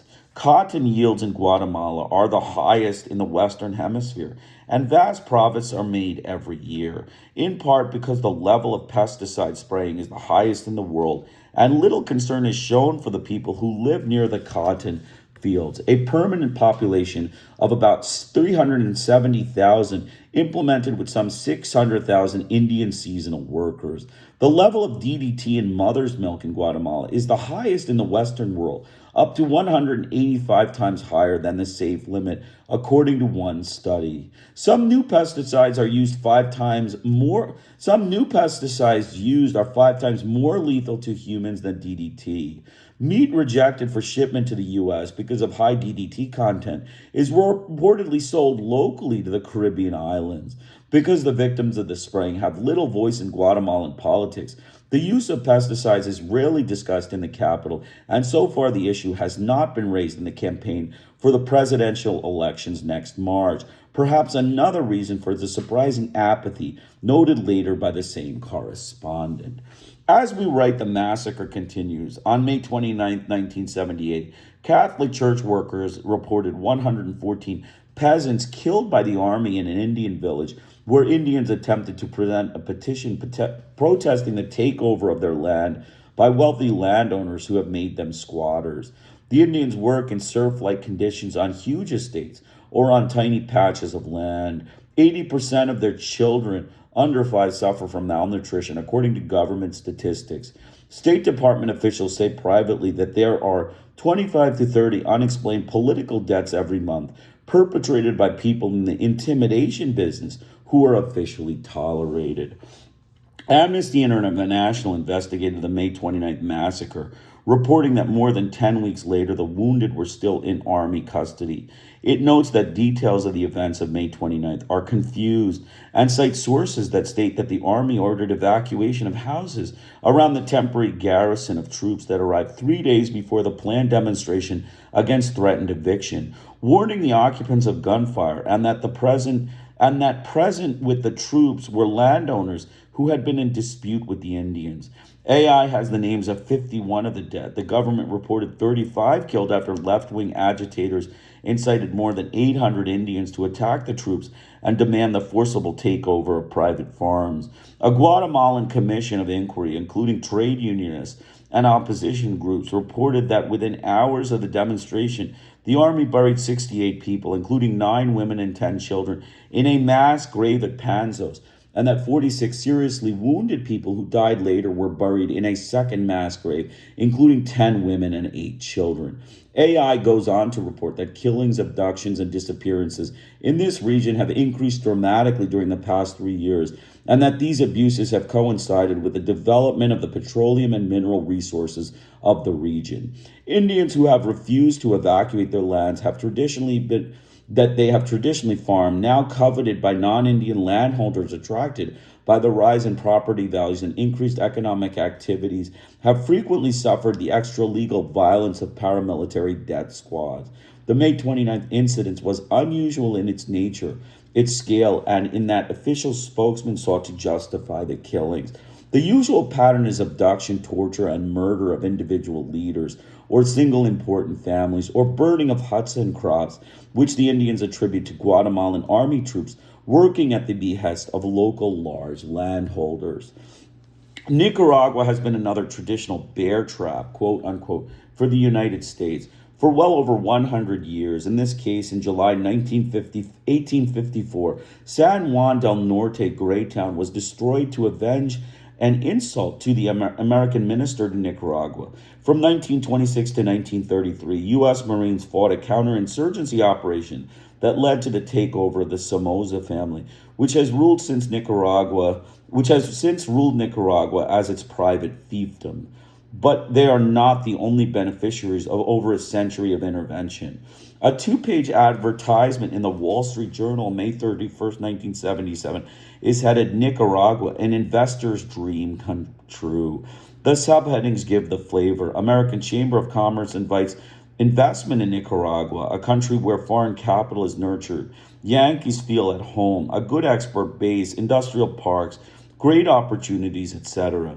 Here, the U.S. investor will find a good investment climate, stability, peace, and a prospering economy, and will even be provided by the U.S. Chamber of Commerce with a comprehensive guide for setting up business in Nicaragua, to share its experience with others and to explain this country's policies and practices in support of the free enterprise system. The U.S. Department of Commerce predicted that Nicaragua will continue to enjoy political stability and a bright economic future. The report continues. There is absolute assurance of freedom of remittance on profits and capital, and no capital gains on dividends tax, as well as other incentives. There is also low-cost, abundant labor, which takes pride in its task, with no compulsory union affiliation. Nicaragua wins even like a baseball. In short, a very simpatico country with a long tradition of cooperation and good feeling towards the people of the United States. The vitality of the country was shown after the earthquake that took 30,000 lives and wiped out the capital city. But immediately its dynamic young president, Anastasia Somoza de Bale, leaped into the ruins, worked alongside the 2.2 million Nicaraguans, and built a new economy, healthier and stronger than ever before. Somoza believes in free enterprise system and, needless to say, runs a full-time program of improvement in the quality of life of the agriculturalists and maintains a calm, secure political climate, quote unquote, and free elections, quote unquote. A year later, the calm, secure political climate had reached the point where the New York Times Magazine featured an article entitled National Mutiny in Nicaragua, describing how almost every sector of the country, radicals and conservatives, rich and poor, is rising up against a dynastic dictatorship that can no longer count on the support of the United States, a fact uncorrelated with the disaffection among wealthy businessmen who are so dismayed by what their spokesman considers the brutality and corruption of General Somoza's dictatorship that they conducted a 2-week stoppage to try to force his resignation, and his having failed, formed an opposition front that includes the guerrillas aimed at the overthrow of General Somoza. One reason for what writing describes as the betrayal of the Somoza family by two of its oldest allies, the wealthy business elite and the United States government, is the fantastic corruption.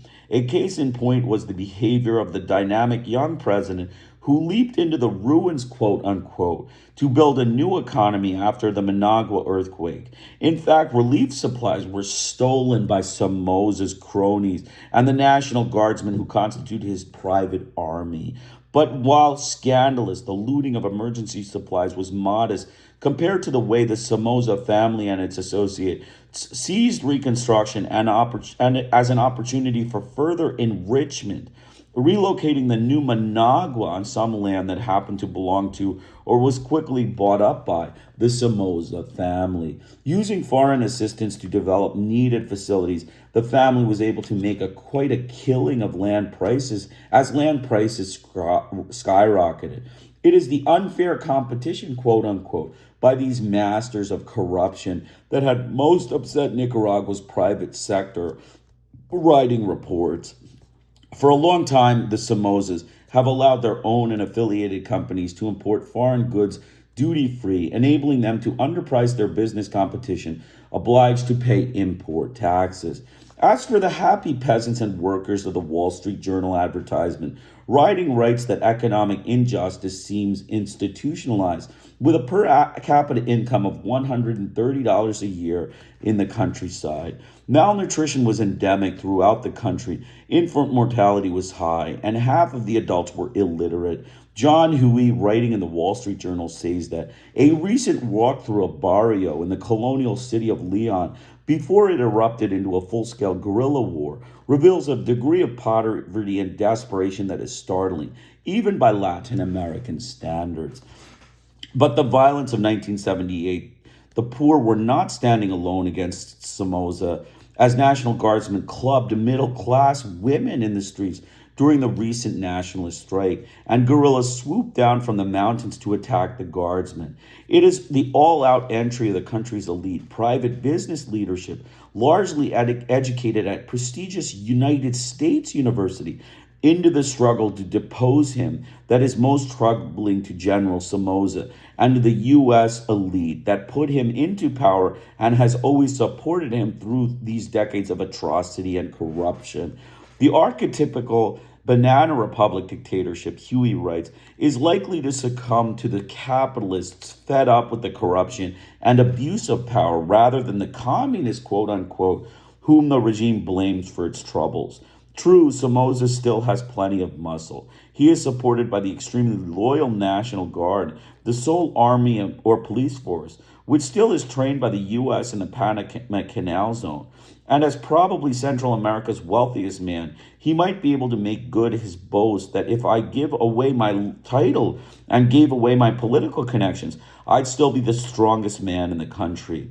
But many believe his days as U.S. agent in Nicaragua are numbered. Leading opposition strategists are maintaining close contact with the Carter administration, which is as much disturbed as our local businessmen by the unbelievable corruption which is blamed for stifling foreign investment despite a laissez-faire legal structure that should draw outside capital like flies to honey.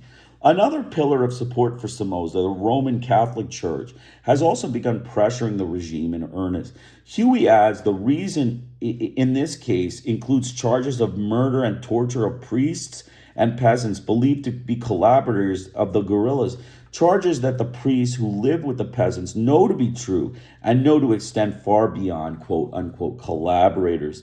These charges have been discussed elsewhere. According to church sources, hundreds of peasants have been executed or have simply disappeared in the provinces of Matagalpa and Zelaya since the government stepped up its offensive against leftist guerrillas in the regions 2 years ago. The sources said that many others had been tortured or raped and that their homes had been burned and their crops and property stolen by government troops. Writing notes that Nicaragua was assigned $2.5 million in military sales credits in 1977, but see note 288, and that the United States continues to maintain an 11-member military assistance group in Managua to advise the U.S.-trained Nicaraguan forces.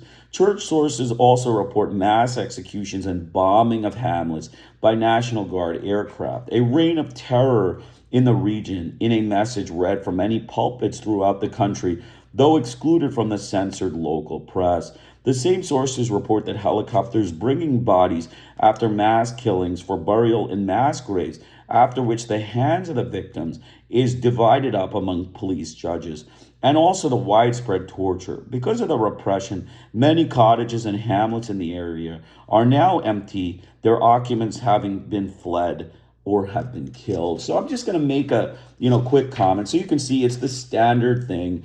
Nicaragua, Guatemala, the same program in Central America. You basically, murder the people. You destroy, you destroy the economy. You enslave the people. The people are slaves. The champions of slavery, the United States. Mafia enterprise enslaves the people. Murders the people with their torturers, their state torturers, and slaughters the people. And then, just basically goes out and collects the cash. That is the paradigm, the Central American paradigm, and all of the third world paradigms for the U.S. government. Again, these are American mafia, murderous, white gangsters.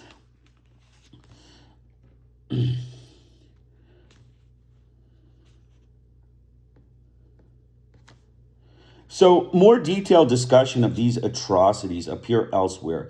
Kinzer, who points out that Nicaragua is the only country which sends the entire annual graduating class of its military academy for a full year of training at the U.S. Army School of the Americas in the Panama Canal Zone, reports that there have been thousands of deaths in the countryside, where whole villages suspected of harboring guerrillas were destroyed, and aerial bombings, summary executions, and gruesome tortures. Many believe that an ongoing American-backed peasant welfare program is actually a cover for anti-guerrilla activities. Reporting from the scene of some of the anti-guerrilla campaigns, Lernoux describes the awful consequences of U.S. intervention in the freshly dug graves of peasant families that form a macabre chain across the northern rainforests of Zelaya and the neighboring departments.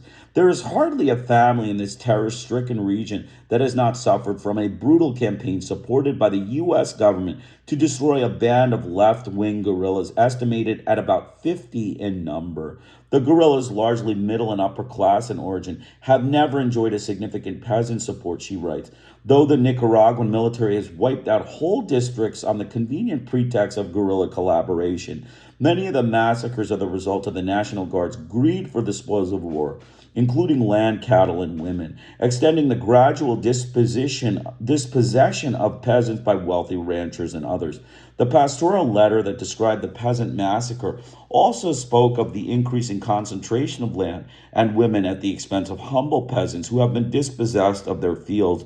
Lernoux alleges that some 25,000 people have been killed in the 41-year reign of terror, aided and abetted by Washington, now reaching a crescendo of violence.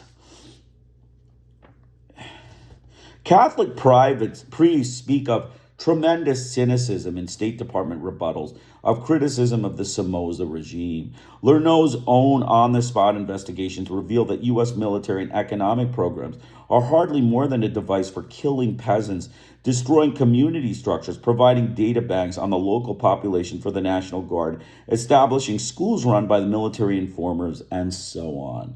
The long purgatory has continued under U.S. auspices because the Somozas have been careful to acknowledge U.S. hegemony and their own dependent status and special relationship, and to create the paradise for foreign investment described in the Wall Street Journal advertisement. It may now come to an end because the looting by Somoza and his cronies has reached proportions that have been alienating most of the local elite and threaten foreign investment opportunities. If the history of the region is any guide, replacement of Somoza's purgatory by a moderate regime will simply reinstitute similar practices more effectively. Recall the history of the Dominican Republic, where a similar scene was enacted in 1961. The Nicaraguan bloodbath, in short, is in the process of transition from constructive terror to merely desultory and destabilizing bloodshed. The U.S. media have naturally been in a state of some confusion regarding Nicaraguan conditions. This is illustrated by two paired news stories in the Washington Post. In the first, Goshko and DeYoung point out that Nicaragua has become a proving ground where the Carter administration is under a trial and error test of its ability to translate a concern for human rights into an effective instrument of U.S. foreign policy. Since Central America is a collection of client states heavily dependent on U.S. trade and aid, it would seem to be a perfect laboratory for the successful use of these tactics.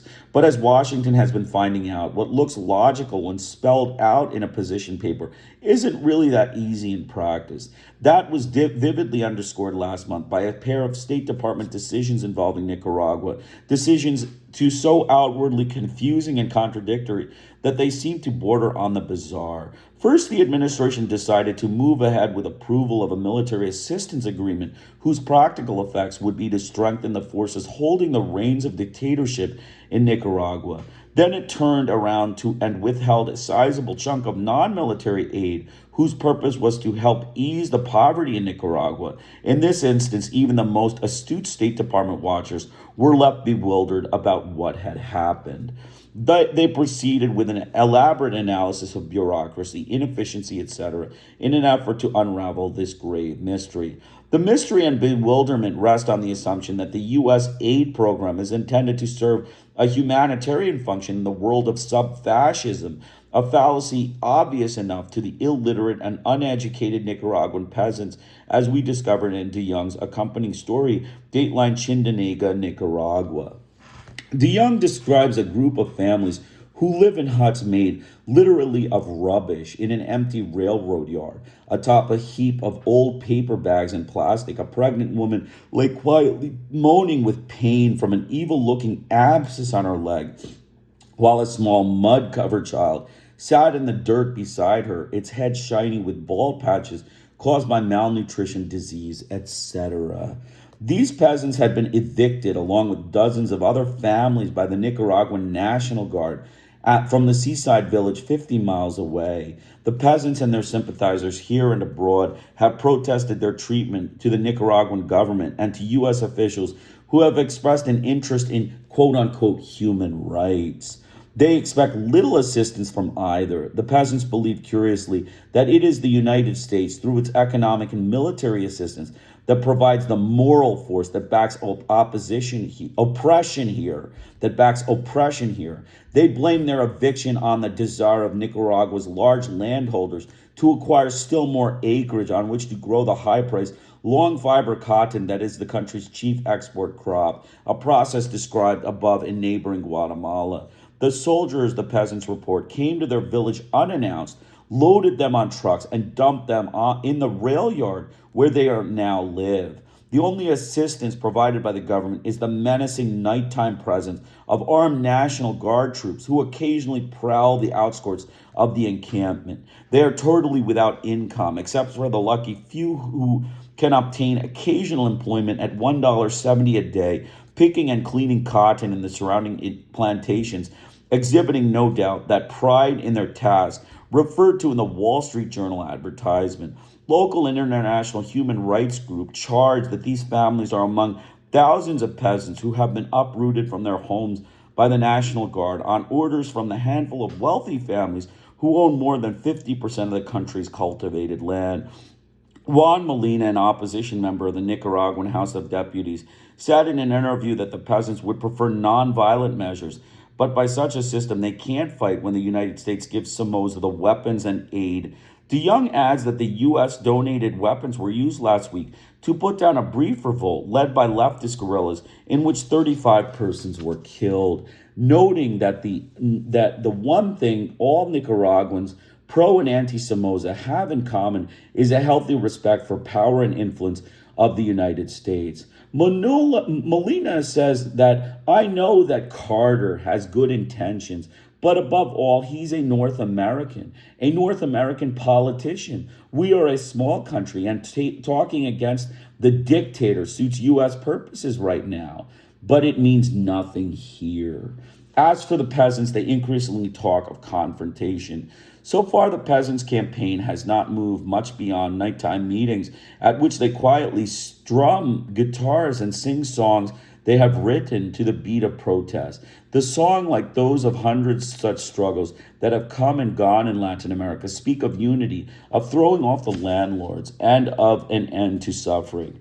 If they proceed beyond songs and go back to their villages, they will no longer be pathetic peasants, but left-wing terrorists, and they will meet the full force of the US-backed military, while Western academics write lengthy tracts attempting to explain the strange rise in communist terrorism that has become the curse of the 20th century, embittering lives and sowing the seeds of totalitarianism when the elite is compelled to respond in order to preserve civilized values. The garbled rights message perhaps became a little less garbled shortly after, when the U.S. resolved the contradiction by freeing aid to Nicaragua in what some State Department sources called a bow to congressional supporters of Nicaraguan President Anastasia Somoza. As the elite local opposition to Somoza increased, the U.S. government withheld implementation of the $2.5 million arms credit previously authorized, trimming military assistance for Somoza's forces to only $150,000 in training grants, in addition to $160,000 quietly released for a Nicaraguan military hospital. As for the humanitarian aid, it is likely to be as efficacious as previous gifts described by Lernoux and others. The peasants are used to seeing the trucks and material the U.S. government sends here, said one peasant leader. They know that when a sign goes up saying a road or building is a gift to the government and the people of the United States of America, it means nothing for them. A new factor in the situation, not only in Nicaragua but elsewhere in Latin America as well, is that the U.S. sub-fascist clients now have access to arms from elsewhere, particularly Israel, which has itself been the beneficiary of unprecedented U.S. military assistance. The fact is occasionally noted in the press. Alan Riding points out that, according to well-placed sources, President Somoza added that he had the full report of Brazil and Israel, which over the last 18 months has replaced the United States as Nicaragua's main arms supplier. The matter has been discussed outside the United States, including Israel. A report in the Labor Party newspaper Devar, November 1st, 1978, discusses an article by Hugh O'Shaughnessy in the London Observer concerning alleged pressures on Israel by the United States and Mexico, which according to the report, threatened to cut off oil supplies to Israel to end its supplying of weapons to the government of General Somoza in Nicaragua. The Devar report also cites an article in the West German press, which is reported to have identified Israel as one of the major suppliers of arms to Central America, including Nicaragua. The Israeli Foreign Ministry refused to comment.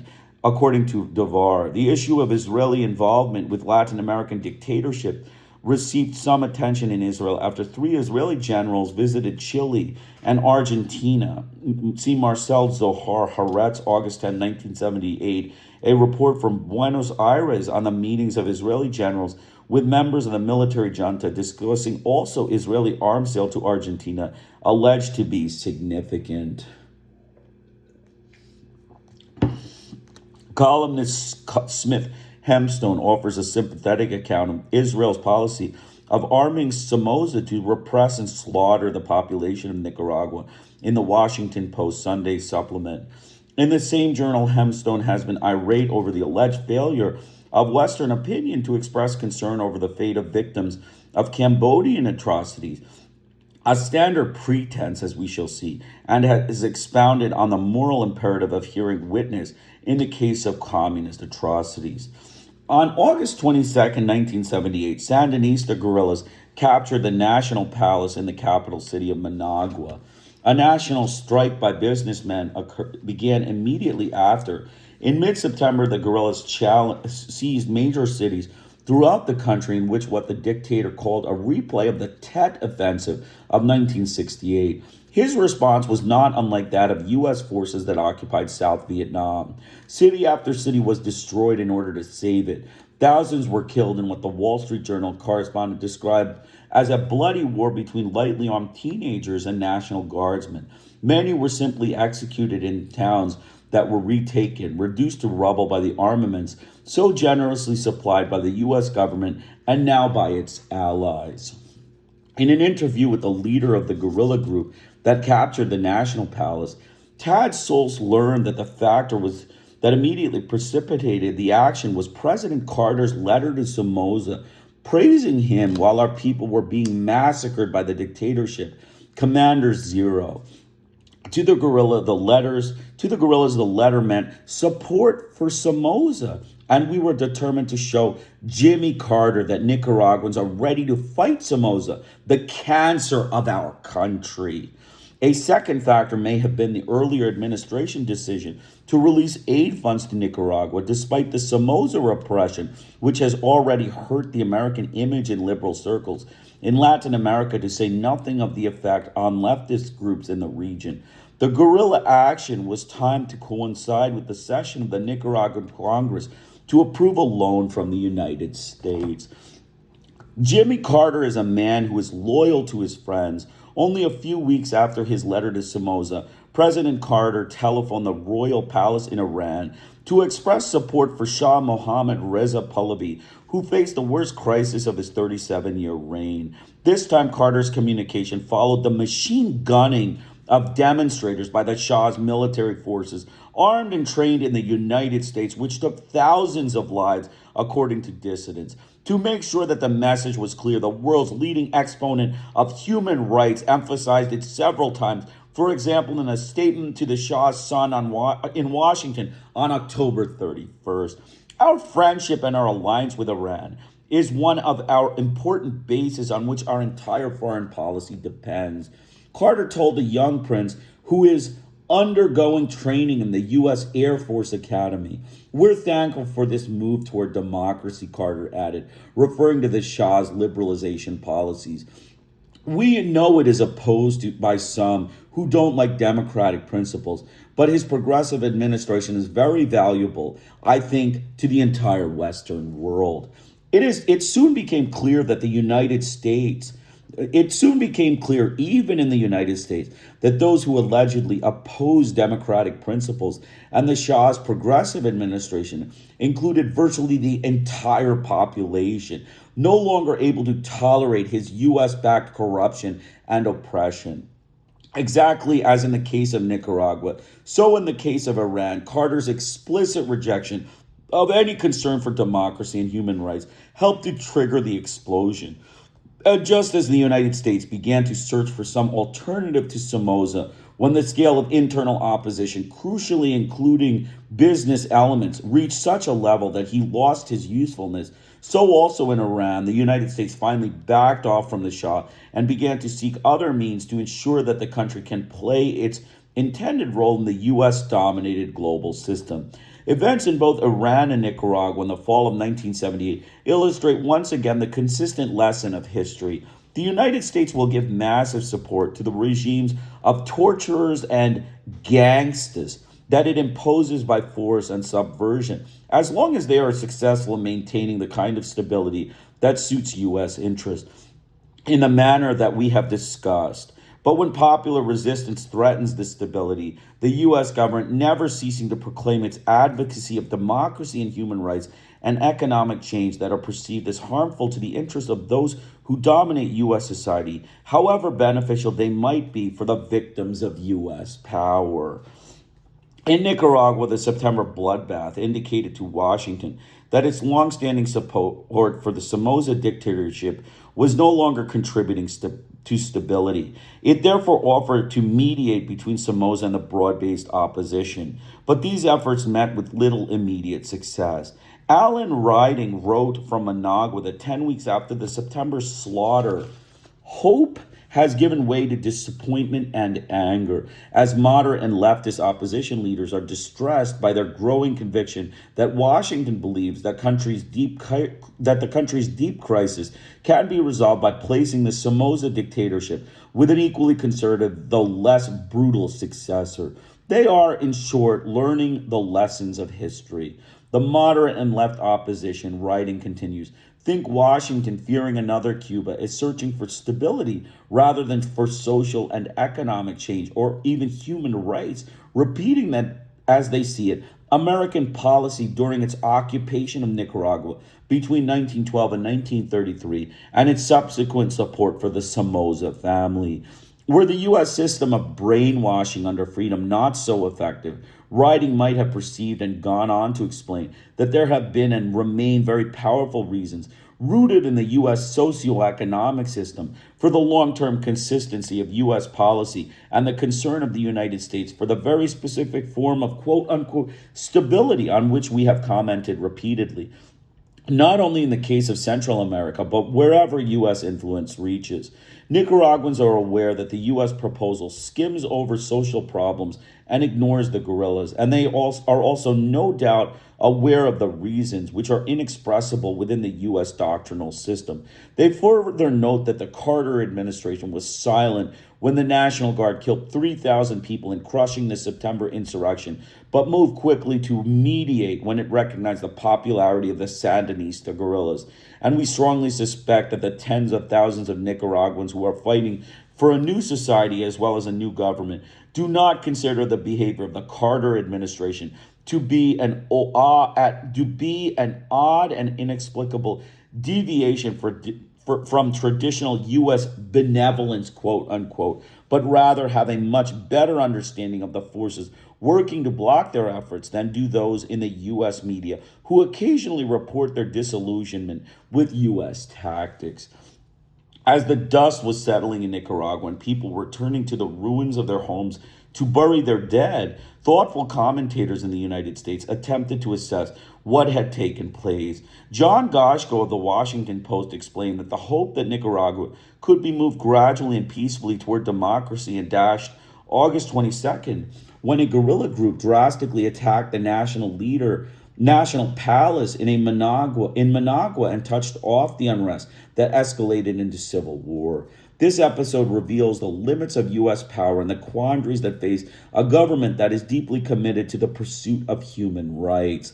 Foreign commentators saw the matter in a somewhat different light. Le Monde noted editorially that the U.S. government, while insisting in a September statement that it was not trying to get Anastasio Somoza to step down, nevertheless was beginning to distance itself from one of Latin America's bloodiest and longest-lasting dictatorships, limiting itself to cautious phrase-mongering. However, though it is clear that the dictator would have been highly vulnerable to a total suspension of U.S. aid, a practical embargo on arms shipments, and an unequivocal condemnation of his ghoulish style of government, by refusing to take this decisive step, President Carter had seriously damaged the credibility of the stances he has often taken on behalf of human rights.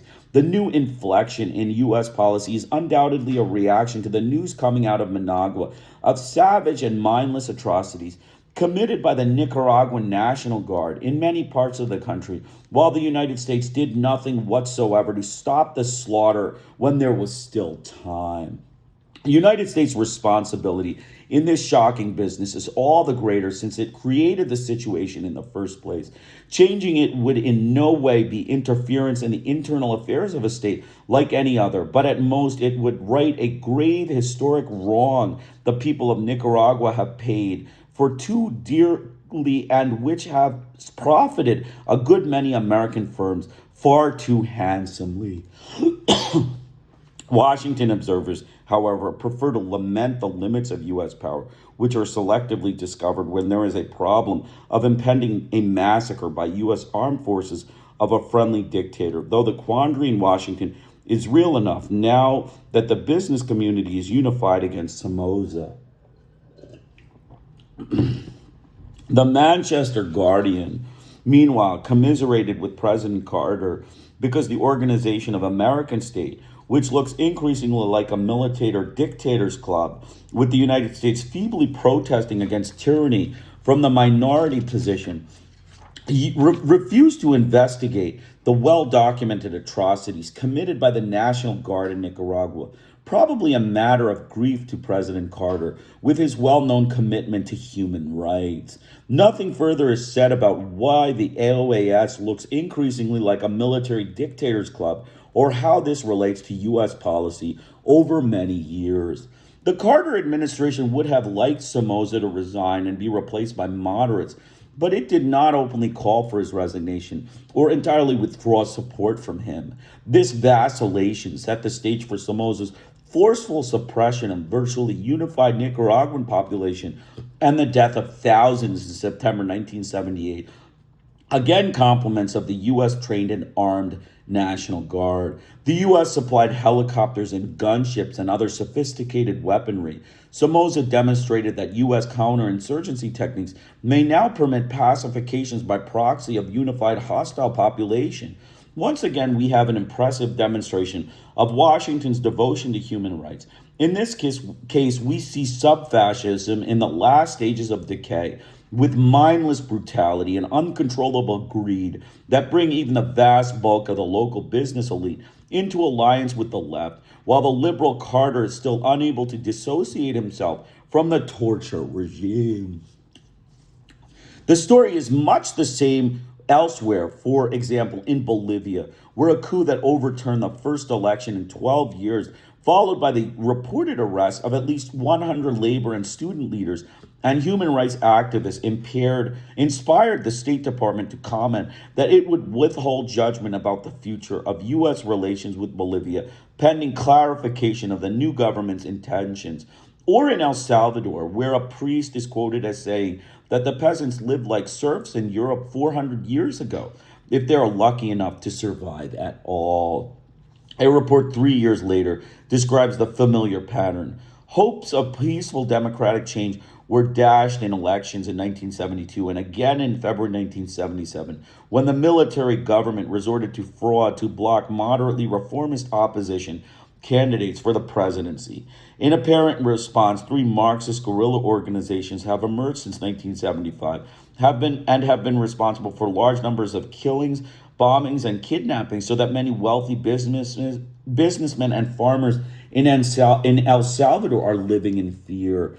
And after an increase in repression by the military government, militant labor and peasant leaders are also living in fear, many trying to hold together their organization while in hiding, some having disappeared and landed in jail in a country in which, perhaps more than in any other Latin American country, wealth is concentrated in few hands, with successive military regimes either unwilling or too weak to contemplate even the modest social and land reforms that have taken place in the countries of the region. Particularly worrisome to the wealthy elite is the growing militancy of the peasants, making up 60% of the population of 5 million, and the evident appeal of a new leftist organization called the Popular Revolutionary Bloc, which has united anti-government workers, peasants, students, teachers, and urban squatters since 1975, and is closely linked with the progressive sectors of the Roman Catholic Church. Church sources report many killings, arrests, and disappearances in the preceding few months. Offensive against the peasants by a large government-run paramilitary organization have also taken a heavy toll. The Secretary General of the Federation of Christian Peasants and the Farm Workers Union alleges that the government's aim is to destroy all popular organization, but it is aiming most at the peasant groups because they are growing fastest. There is a lot of fear, but hunger and misery oblige people to keep on fighting despite the repression. The peasants are desperate. The government, meanwhile, portrays itself as trapped between the extreme left and the extreme right. The major problem being that the extreme left is using the popular organizations, according to the president's informative secretary. Meanwhile, the State Department Human Rights Reports assures us that although there has been violence in the university, triggered by an announcement of higher tuition fees and perhaps some isolated instances of actions perpetrated by government agents, which could be considered repressive, matters are more or less in hand, and El Salvador is partly free, quote unquote, according to Freedom House of 1977. The 1978 Human Rights Report states an upsurge of terrorism by extremists of both left and right and refers to charges that the paramilitary organization is responsible for some abuses. But despite these possible abuses and such problems as a highly skewed income and overpopulation, things are improving. And in fact, by the end of 1977, there seemed to be greater freedom to participate in the political process than earlier this year. As those notes indicate, an assiduous reader of the nation's press can obtain a picture of what is happening in Latin America as the continent becomes one gigantic prison, and in some regions, one vast cemetery, in the words of the open letter cited at the outset. Though much is disguised or withheld, and analysis of the systematic and pervasive character of U.S. influence and intervention and its obvious roots in a domestic socioeconomic structure is spectacularly lacking. A semi-rational approach to international affairs, which relates prevailing phenomena to the existing distribution of power, is restricted to enemies of the state and is then often embroidered with convenient mythology. In the U.S. domain, such an approach is excluded as unthinkable, and we read only of the limits of U.S. power, the quandaries of the Human Rights Administration, certain past errors that have long been overcome through their consequences, though their consequences still haunt us, and so on. If the press and academic scholarship were free of compelling ideologic blinders, the story of the United States and Latin America would be at the core study of U.S. international affairs, past and current. Given the substantial and often determining U.S. influence on the region, the current plague of benign and constructive terror would be the central concern of human rights activists. Such is very far from the case. So, excellent chapter, Constructive Terror, the Washington Connection and Third World Fascism, the Political Economy of Human Rights, Volume 1, Noam Chomsky and Edward S. Herman. So I'm just going to make a couple comments here. It's pretty straightforward. The U.S. government is a group of mafia gangsters. They are white racist gangsters and mafia members that went to South America and Central America, installed Nazi dictatorships, created bloodbaths, terror. Terrorized the population with state police, conducted rampant torture, basically genocided the populations of Guatemala, El Salvador, and Nicaragua. And, they came out with human rights. The media are white frauds. They are white, corporate media frauds. It is all deceptive, lying media, just falsification, omissions, fabrications, and deliberate lies, deliberate lies and propaganda meant to make the U.S. government look good when the U.S. government are mafia, gangsters.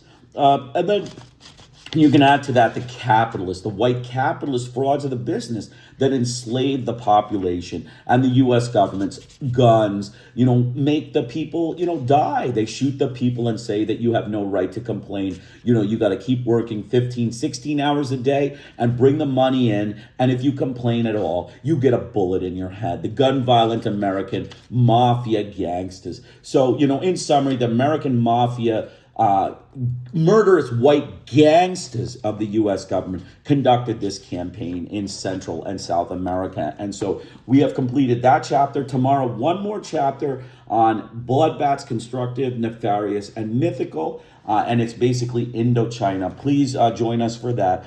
And I'm going to just make some final closing remarks and then we'll be done. Again, the book is going to be at the Google Drive link in the YouTube description section. Please download it as I make a few modifications when I read it. So reading it is definitely a good idea.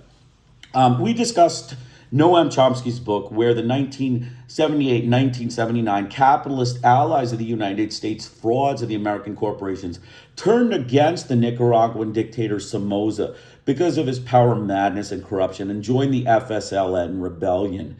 It is notable that a letter from Jimmy Carter to Somoza congratulated the mass murder and sadistic, detached butcher of infants, children, and women for a human rights gesture, and was a factor in precipitating the dramatic takeover of the National Palace by Eeden Pastora in August 1978.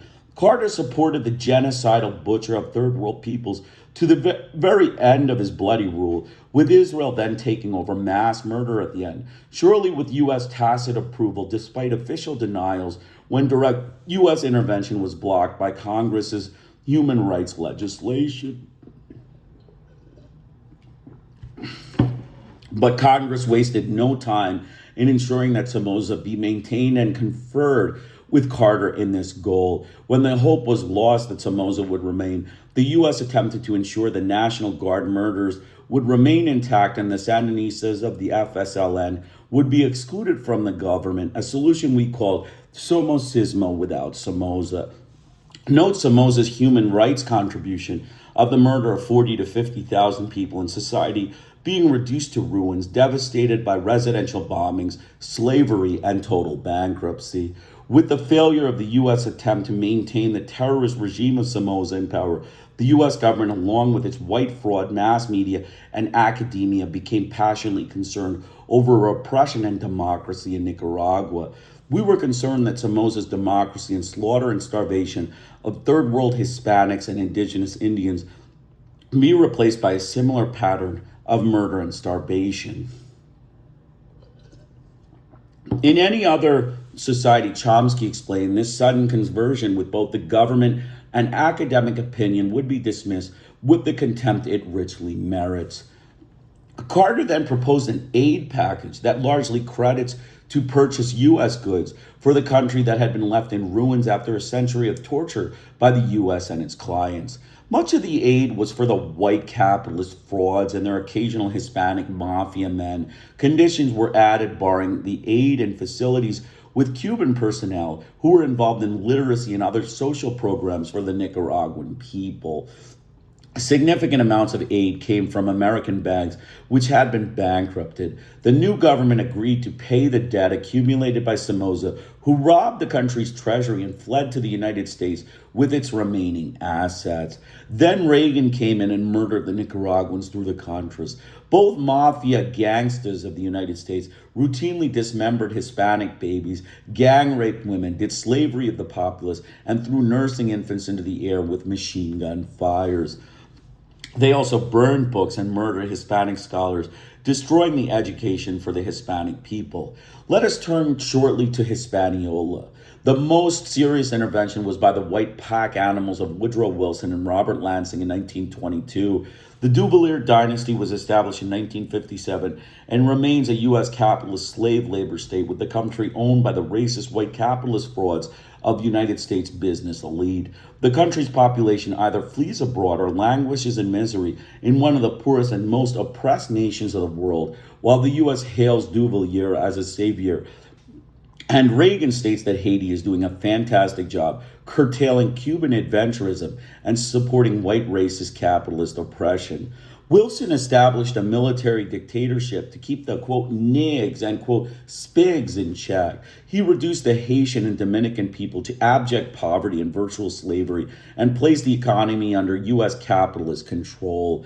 It was a sugar plantation slavery state run by the U.S. white fraud capitalists. The U.S. mass media helped deceive the world public by silencing these interventions in Central America and deceptive propaganda of the fraudulent white murderous American mafia gangsters. So again, the racist mass murdering American white gangsters did to Central America what no other fascist murderous Nazi could have made possible, and with the brutality incompatible with human morality. So that's it. We're basically done. Tomorrow we'll be back again. Thank you for joining Krishna Iyer with the Iyer Think Tank in Delray Beach. Have a great day.